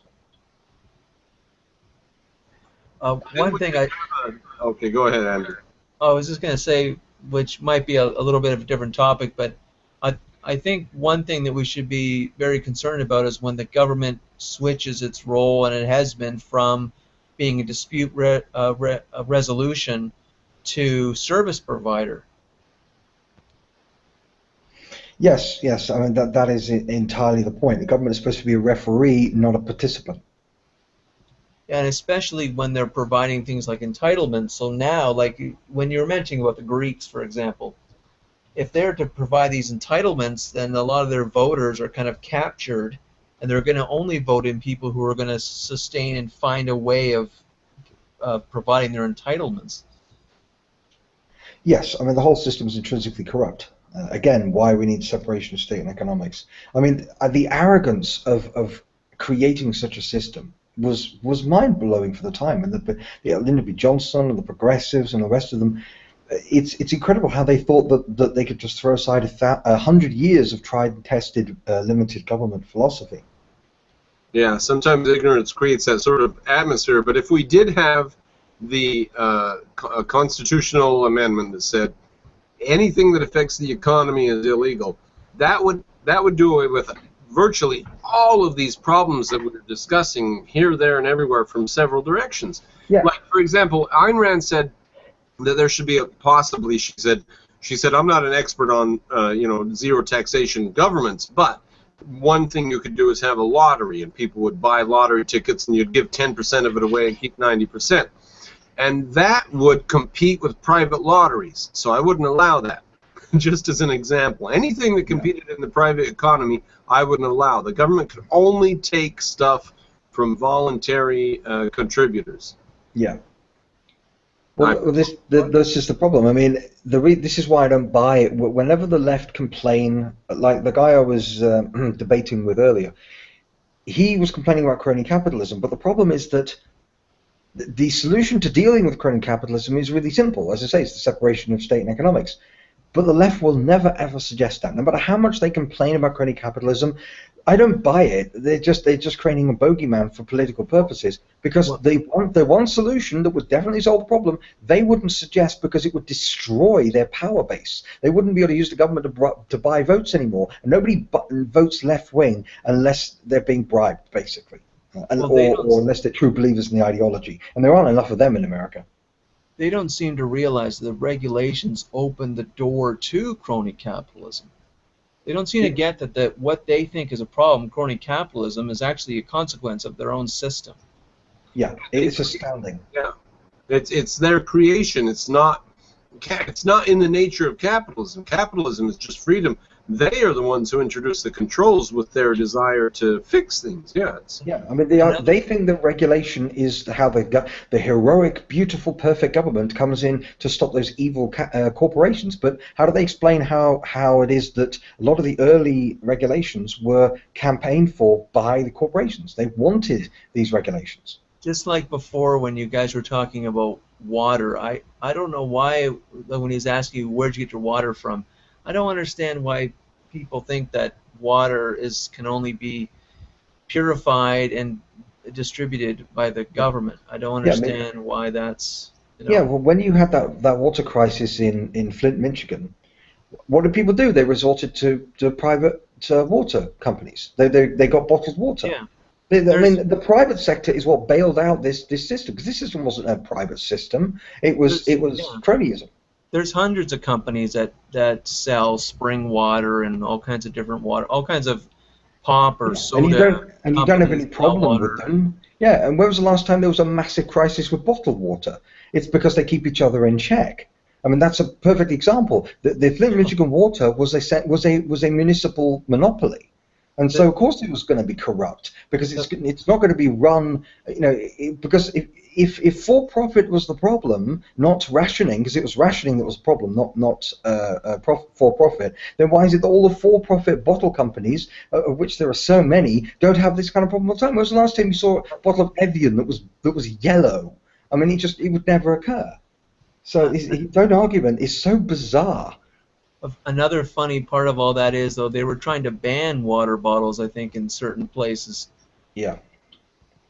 Yeah. Right, because they see, I think in Canada too, because they were saying that it was just unnecessary. There was some movement. It was some, like, I don't know, probably foreign funded, as it usually is, some movement to ban water bottles because it was inefficient and you can just get it from the tap. But there's a clear agenda there. Yeah, I mean, Bernie Sanders said the same thing when he complained about there being 17 different brands of deodorant. I mean, it's just this mindset that you only need one because at the end of the day, competition and variety and consumer choice, it's meaningless. It's just frivolous. It's just, you just need one standard brand X. That's all you need. If it's good enough for the Soviet Union, it's good enough for us. God, Bernie Sanders needs to be put in a zoo. They need to have a communist zoo. Just get all the communists, stick them in a zoo so everybody can point and laugh at them. It's Look at these silly North Korea. That's what North Korea is. Yeah, now, pretty much. My friend's sister came to visit her in New York City, And they went to buy toothpaste at one point, and her sister was confused and said, "What's all this?" Yeah. Yeah, because it just never occurs to them that variety is a good thing and the competition is a good thing, because they think in monolithic, one straight top-down hierarchical terms. They're all authoritarians. All socialists are fascists, all liberals are fascists, all progressives are fascists, because their entire way of thinking is a single centralized hierarchy. I remember seeing it was an interview or something like that with a psychologist who wrote a book and suggested that we have too many choices, and if you have too many choices, then it, I don't know, baffles the mind or some ridiculous thing. But it's again the same agenda. Yeah, the stupid peasants shouldn't be allowed to make so many decisions. That's the point. I think it was Malcolm Gladwell, right? I'm not sure who it was. Yeah, he did talk about spaghetti. Too many spaghetti sauces. We just need like chunky and regular. Yeah, because it's kind of like that the anti-free marketers. I compare them to creationists. Creationists, the trouble they have with evolution is that they can't grasp bottom-up complexity. They can't imagine spontaneous, self-assembling complexity. They can't imagine how something simple on the bottom can gradually, through incremental steps, become complicated. So they can't imagine emergent systems. They can't imagine how you end up with complex systems of weather or complex systems of elements. You know, there's no point in explaining nuclear fusion creating all the heavy elements. There's no point in explaining how gravity creates planets. We have simple sets of laws that combined together with simple sets of elements creates complex elements and complex systems. This is bottom-up emergent complexity, and the free market works exactly the same way as everything else in the universe. And you know, on their part, this might be a failure of epistemology, or it's an example of epistemology. It's a failure of education, because they don't have the examples of systems that have built complexity without intervention. They don't know. Well, the thing is, every system is an example of that. I mean, other than the occasional hierarchy. The hierarchies that we create, the top-down hierarchies, are exceptions to the rule. Everything else in the universe outside of arbitrary hierarchies are bottom-up emergent complexity. So when you have nuclear fusion create matter, when you have chemistry create elements on the surface of the Earth, when you have evolutionary biology through genetics creating all the variety on Earth, and then human beings come along and they create markets. It's the same principle. That's the only example I think you can hand to them is evolution. You say simple genetics creating biodiversity. You give them evolution and you say, look, here's an example of something that no one's looking over the shoulder and seeing what's going on, and yet complexity arises. You don't have to plan it. We can do it on our own. Complexity can arise. What are they going to say, though? They're going to say, no, God's in charge of that. Yeah, of course they're not going to. And that's the thing. We need to shame the left into seeing themselves as the economic equivalent of creationists, because their mindset is exactly the same. Because as I say, it's not just economics. Yeah, because they're not just running counter to evolution in biology. They're running counter to nuclear physics. They're running counter to chemistry. All of it is bottom-up complexity. I think Andrew wanted to say something too. Andrew cleared his throat. What did you want to say, Andrew? I was just going to say that I think their purpose, though, is they see that some people can't make it in such a system, the destitute or people born in poor circumstances, and they think that everyone else should suffer because there's a few who can't make it. They make bad decisions or whatever they might be. But so they become the old monarchists, and they think we have to control everybody because there's a few who can't make it. But those people can be helped by in ways that don't screw up the whole system. I mean, that's the absurdity. A few voluntary charities will cover the few that don't thrive in a capitalist system. I mean, why change the whole thing? Because they think that authoritarianism is intrinsically moral. Creationists argue against evolution on the basis that if it's all created by a creator, if it's all created with a purpose, this is the teleological perspective. If it's all created with a purpose, with a goal, then it's good and moral. If it's just bottom-up random chaos, then it's immoral. It's nihilism. Because that's the problem. The lefts think the same way. They think that if you don't have a government controlling things. I have a brilliant plot for you. Let's say we start two groups that are fighting each other, and one of them says that you have a moral responsibility to your neighbor Therefore, the government shouldn't run welfare programs or anything. Your neighbor should come knock on your door when he's hungry. And the other one says, no, screw that. The government shouldn't have anything to do with coercing anybody to do anything. And they fight each other. And their message is essentially the same, but one of them says, take care of the neighbor, and the other one says, no, just get the government out of everything. And there are two ships passing in the night, but both of them have a message for society today and what everyone believes. That, I think, would be hilarious. I would do that as a comic strip. Right now, you should do that as a comic strip right now. So just get out Photoshop or whatever you use and do a comic strip. There you go. All right.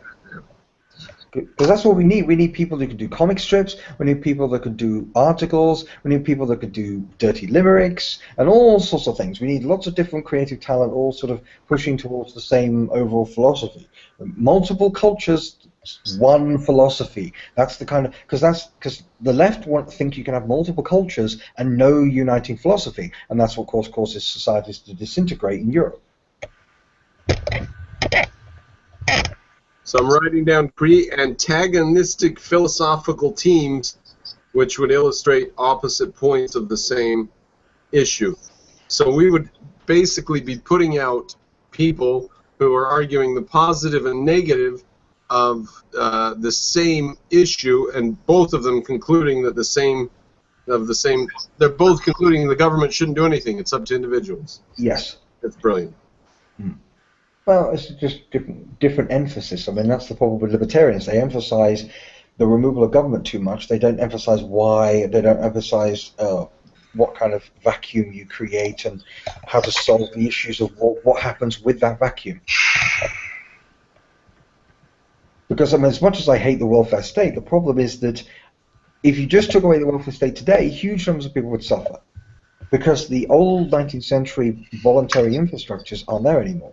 So we would have to build up a voluntary charity infrastructure first, then remove the welfare state. No, you're building too many layers into it. I say, what do you mean by suffer? And I would say suffer would mean that they have to get off their fat, ugly asses and go get a fucking job. And I'm okay with that. So I'm talking about the true... And you're going to have the local news is going to have some fat old lady with a bad knee that's walking 9 miles to work at some donut shop, and she's going to cry her stupid old fat eyes out. Fuck it. I don't care. Let some fat people walk a little bit. Sure, it'll be a disaster, I know, but let's just do away with the welfare state. And don't... Yeah, I agree Don't forget they're going to say that the corporations are going to get richer and richer, and then they're going to own us, and McDonald's will somehow own everybody.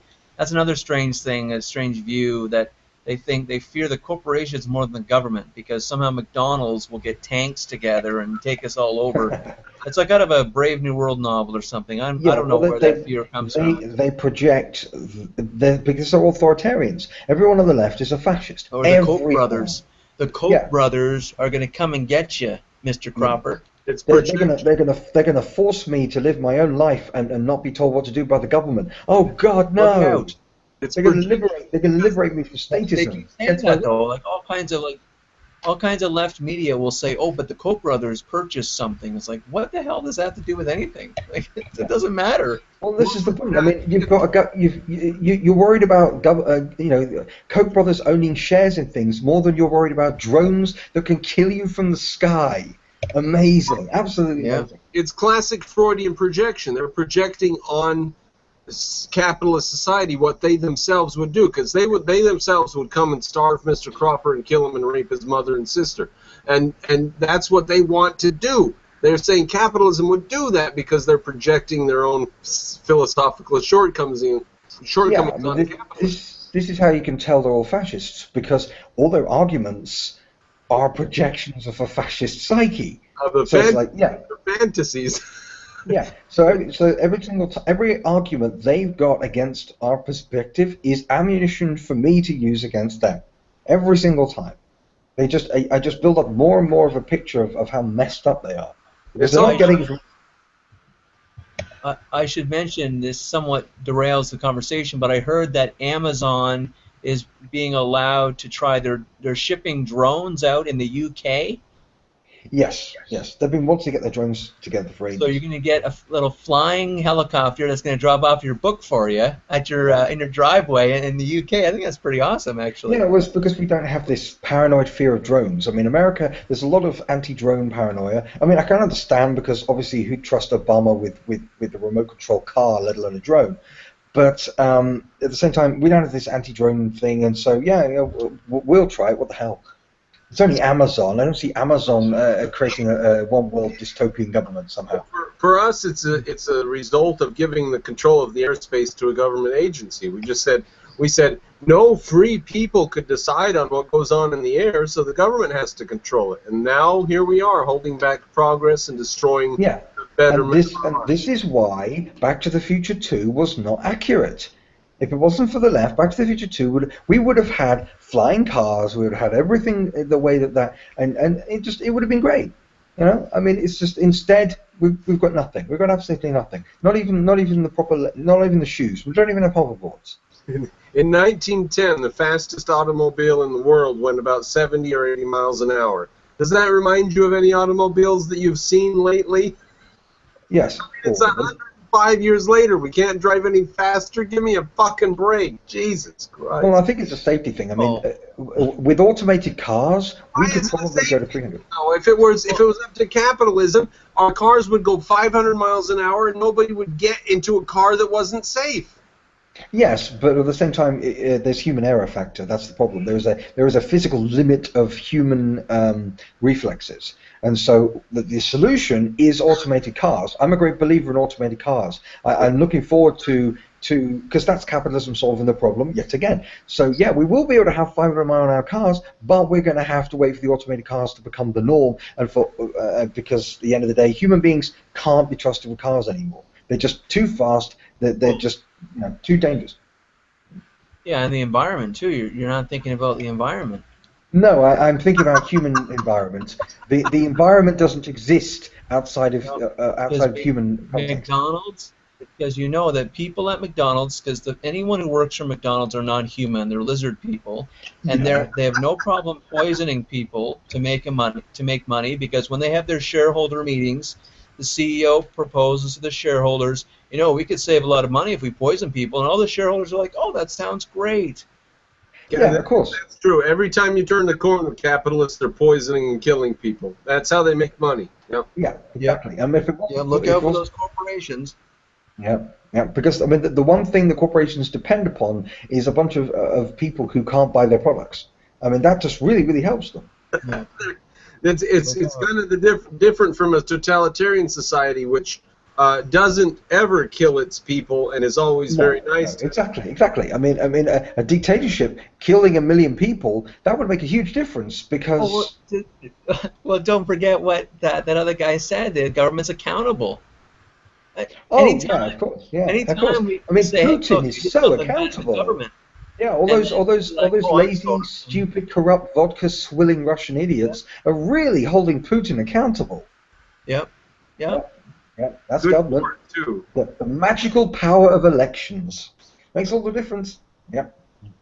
You know, Yeah, I wish I could have debated that guy longer because sorting out his brain would be a very satisfying And experience. remember, he also said that we are the government.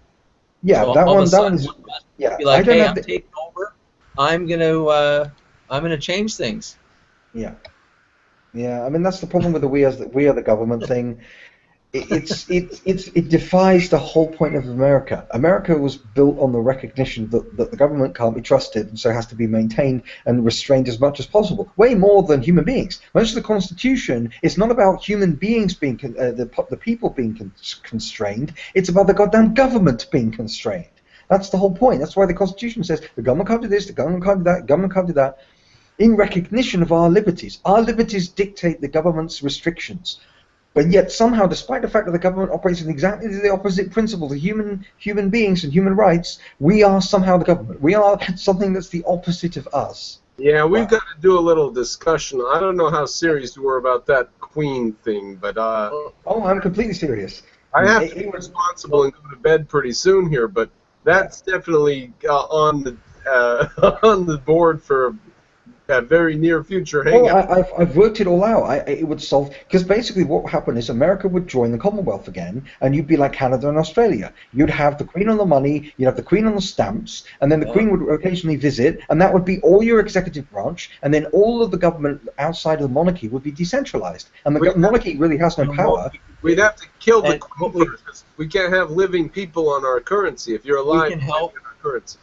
We can help you out down there, though, Mr. Cropper. We'll come down there and burn your White House down again. Oh God, yes, that'd be great. Join the British Commonwealth once again. It was built by slaves. We don't care. Oh, that's true. Okay. Well, no, it's just that you've had so many bad presidents in a row. My country has had the same queen for decades, and she is beloved by everybody. Everybody loves the queen.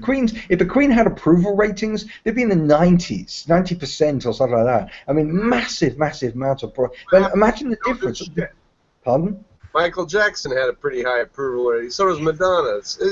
If you don't do shit, you just sit around and take people's money. Yeah, people like you. Well, yeah, exactly. I mean, she doesn't even take people's money, really, because, as I say, she's largely self-sufficient, because she's the largest landowner in the world. But anyway, pardon? From what? She's a brilliant businessman? No. Yes, yes, yes. She is. She is a great businessman. She owns huge amounts of land and works it and runs it very, very well. Look up the duchies. Look up the Prince of Wales's duchies. She is a landowner. The reason why she wasn't overthrown is because of private property rights. Her private property rights would have to be violated to end the monarchy. So you see, the preservation of the monarchy is an objectivist principle. It is a maintaining. She owns the country. She inherited the country from her ancestors. And so, well, now that's quite rich. No. It's because, think about it. If we said that the kings and queens didn't own the country and at least owned enough land to be self-sufficient, we'd be violating their property rights, wouldn't we? Exactly. It's been established in prior law that the king owns the country. We would have to violate the rule of law, violate individual rights, violate the Constitution. It would go against everything the country stands for. No, you're violating individual rights by saying that the king could own the country. No, because the king or queens just own certain portions of land. It doesn't violate property rights because it is property rights. Depose them and make them into billionaires then. Well, no, because you'd be deposing the institution, but the institution isn't unconstitutional. There's nothing wrong with the institution of the monarchy. I'll tell you how valuable your institution is. That nation you are in right now is a sinking ship, and America looks quite good. No, it's not a sinking ship. The EU is a sinking ship, and we just got on the last lifeboat. So we're not sinking. We're doing very well, thank you. It's very similar to the 1930s. You guys are in for a rough ride in Britain, and probably not as bad as the continent, but it's going to be really, really rough. Yeah, and we'll come out with the moral high ground and a great deal of pride, as usual. Yeah. But yeah, because we always get the moral high ground in the end. But except with you guys, that was the one exception. The one time we lost the moral high ground was when the goddamn founding fathers had better arguments than we did. Than Pitt the Elder did, or whatever. I can't remember if it was Pitt the Elder or Pitt the Younger. There's a lesson for history in that, because what does it take to top the moral high ground of the British? The American Revolution. Nothing else can do it, and nothing else can. No, exactly. You're the only nation in history that has any degree of moral high ground compared to us. But but that's the point. That's why you should rejoin the family. Just rejoin. You guys join us now. Will you be a 51st state? No, we're too awesome to be that. No. If we did that, you guys could just get on a plane and come here. You'd be citizens. You wouldn't have to get green cards or anything. No, but the same thing would apply if you joined the Commonwealth again. What? You think we want to come to Britain? Are you fucking crazy? Well, just come on a holidays. I'm not asking you to emigrate. Lately, I haven't seen Britain doing a lot, being a very good role model for liberty, though. It seems like they've really been a fallen country. Well, that's because the EU, but that's why we left it. That's the whole point. That's why I keep saying. That's why I'm so proud of my country now. Yeah, don't worry about that. Now they're going to be a bastion of freedom. Well, I guess we'll see what your next prime minister is, because the one you have in now was just appointed, sort of, right? An interim leader of some kind. But I wonder what your next PM will be. Well, hopefully it'll be Boris Johnson. In which case, oh my God, it'll be hilarious. I thought he wasn't. Well, I know who that is. I thought he wasn't running though. I thought he wasn't going to do it. And the other guy, the Farage guy, isn't he out as well? Well, he's retired because he achieved his ambition. He wanted Britain out of the EU. That was his entire political career, and now he's done it. So he's retired. He's basically taken a victory lap, and then he's gone home because he says it's just not worth the effort. Doesn't He's a true statesman. He wasn't in it for power, which is why he voluntarily gave it up. I thought now he's going to go help other countries get out of the EU, though. Exactly. So there he is. He's 2.0 now. He's going to be a troublemaker then, isn't he? Oh, yeah. He's a massive pain in the ass. He wants to single-handedly destroy the entire European Union, and so far he's actually doing damn well. Pretty good batting average. He's good. He's just getting started, old Farage. He will go down in history. They'll say, they'll ask school kids in 100 years, who destroyed the EU? And the school kids will say, Farage. Yeah, exactly. It's great. I admire him so goddamn much. There's some good videos of him talking to the EU committee or whatever and telling them that none of them have had a real job and stuff like that. Are pretty funny. Yeah, he did that after Brexit quite recently.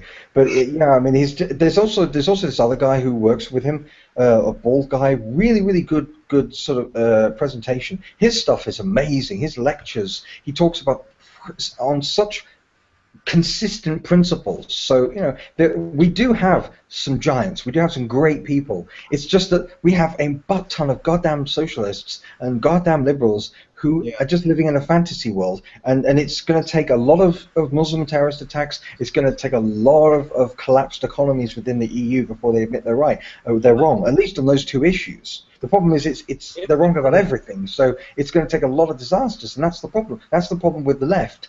The only way to shut them up is to let them screw everything up. It would really be nice if Britain got back into defending its British liberty and its what was that old document called? The Magna Carta. Oh yes. The Magna Carta. Yep. The Magna Carta has been used as toilet paper by the last few governments. It's been disgusting. But yeah, as I say, we are starting to really get pissed off. So yeah, because the Magna Carta is awesome. I think Britain must hold the award of the most influential country in the world in terms of where English was spread and its government type and etc. So I mean, if it that was sustained and not lost into modern times. Well, yeah, I mean, if the British Empire had not fallen, my God, the world would be in a better state because we control most of Africa and the Middle East. So the Muslim problem would be licked because we would basically just blow them the fuck up if they started anything. Well, this is what we did. I mean, if you look at the 19th century, where were the Muslim terrorists in the 19th century? The bastards knew their place because they value strength, because they're primitives, and so they only value strength. If you have to be, in their eyes, an Attila or a witch doctor, and if you're not sufficiently a strong Attila, they will turn to the witch doctors. They will turn to the imams and they will revert to 7th century cultural practices. So you have to be an Attila to the Muslim world. Period. Yeah, Thomas Jefferson did that with his Barbary pirates. Yeah, gunboat diplomacy. Yeah, I think it's reprehensible that a lot of those people will just say that this is just how things have to be now. We just have to put up with the odd terrorist attack in Europe and a few in America, and that's just how things have to be now. Exactly. They'd rather desensitize people to terrorism than actually admit that multicultural experiment was wrong. Love of theory is the root of all evil. They would sacrifice 1 million lives on the altar of multiculturalism and political correctness. Political correctness isn't some minor inconvenience. It's a sick, twisted, evil ideology that the left are so twisted and evil and obsessed with that they will kill 1 million people to keep it going, or allow 1 million people. And you've got some of them even apologizing for white privilege or something, that European imperialism, or I don't know, and what they've done to those other cultures, and thus even kind of being complicit in the terrorism. If it wasn't for imperialism, these countries would be even worse off. The only reason why any countries in Africa and the Middle East have any degree of rule of law at all is because of us, because we always imposed rule of law. So the idea that, we exploited them. We didn't exploit them. At the end of the day, they were slaves to the local governments, and then when we came along, they were slaves to us. big whoop. At least they had a chance of progress. So your argument is that they're slaves, but we're better than the people who were Because they had the opportunity through rule of law to champion for rights. How do you champion for rights as a slave when the concept doesn't exist? You're a fucking slave anyway, so that's irrelevant. Like, you have no rights if you're a slave, Edward. No. I mean, when I'm using slave term metaphorically, the whole point is that they were subjects of the crown, they were subjects of British imperialism, and so they were on a lower rung. But the point is that there was rule of law, there was some system of justice in place. Okay, there's an opportunity for a better society. That's awesome, but you're still less than human. It's like. No, they still had legal rights. No, I'm using the slave metaphorically. They still had legal rights. They had more legal rights as part of the British Empire than they did before they were taken over. Because their societies were that. Okay, but they're still perceived as lesser than the citizen. But they were still perceived as lesser.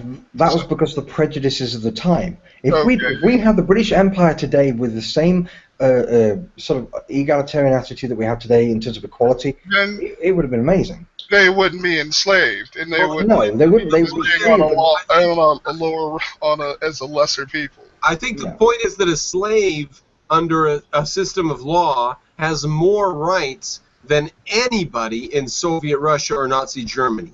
Exactly. You do realize that's like a complete oxymoron, right? No, you realize that that's an illustration of history. No, it is. It is. You can't be. You're a slave. At that point, you really don't have rights. You do. Yes, slaves do have rights. You can have the illusion of rights, sure, but you don't really have rights. That would be the point of being a slave, man. No, even in America, you had the right to buy your freedom and stuff. So.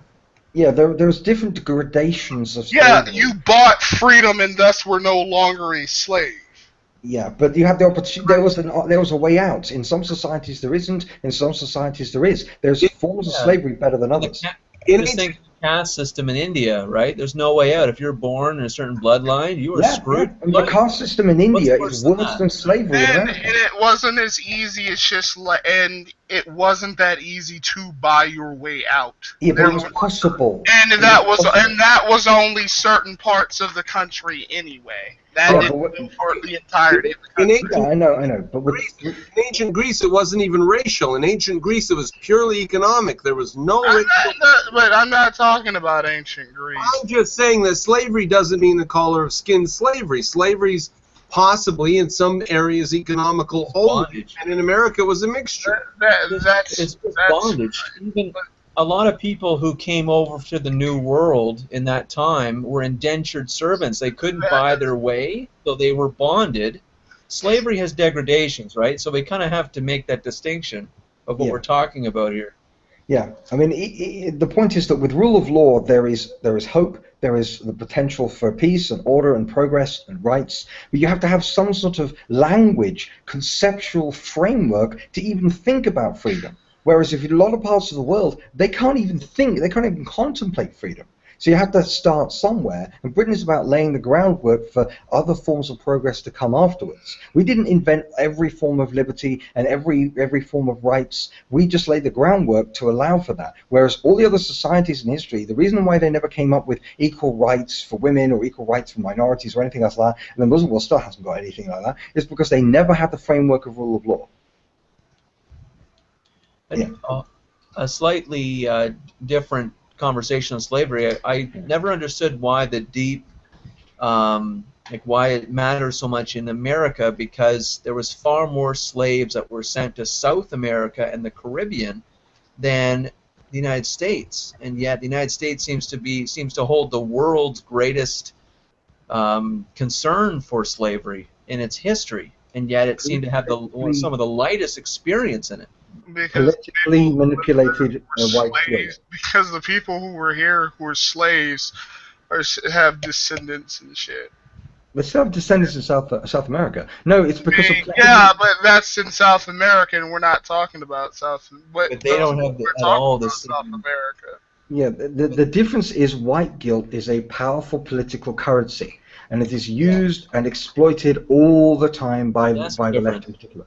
there's some parts of Africa and the Middle East that still allow slavery, and Yeah, yet No one is saying that's good, though, Andrew. No one is saying these things are good. I just don't understand why people in the United States think that the United States kind of holds the most grief possible for racism. Because of I don't critical think anyone not the believes case. that. I think he's right. No, he's right. No. It's a deliberate program of critical theory and What I'm post-colonialism. saying is it's overemphasized. Yes, it is, because that's the point of the left. The left want to manufacture white guilt. They have an entire narrative. If you study post-colonialism and critical theory, it's all about exaggerating and emphasizing the negatives of Western history and white people, and nothing else. The left will go on about slavery in the West, but they will ignore it in every other part of the world. They're going about sexism in the West, they'll ignore it everywhere else. That's their mind. Historically, the United States does not deserve what's been going on in terms of the emphasis on racism.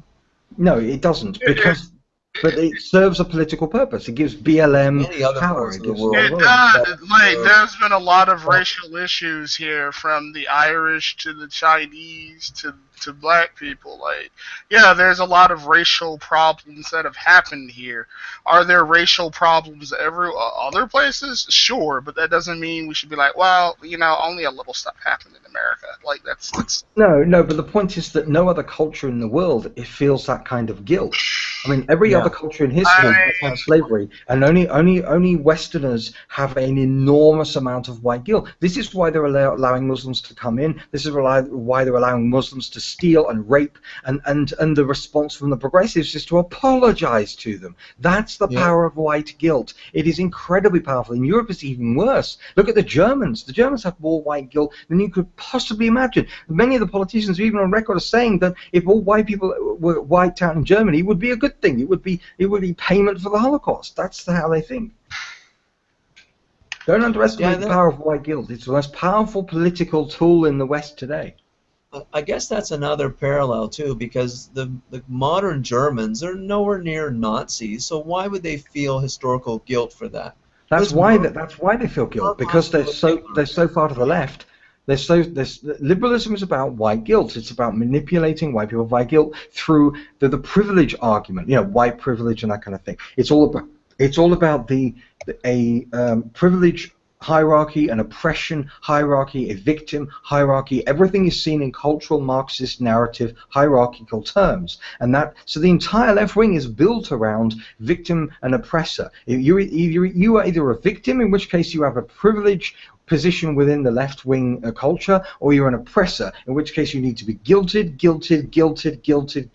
in order to enforce redistribution. And that's what white guilt is about. White guilt is about redistribution, in the same way that demonizing the 1% is about redistribution, demonizing the bourgeoisie, demonizing the capitalists, demonizing the rich. It's all about demonizing one group so you can steal from them and justify that theft. This is why they say, well, capitalists steal from people and companies steal from people, so that they can steal from the capitalists. They can steal from the corporations.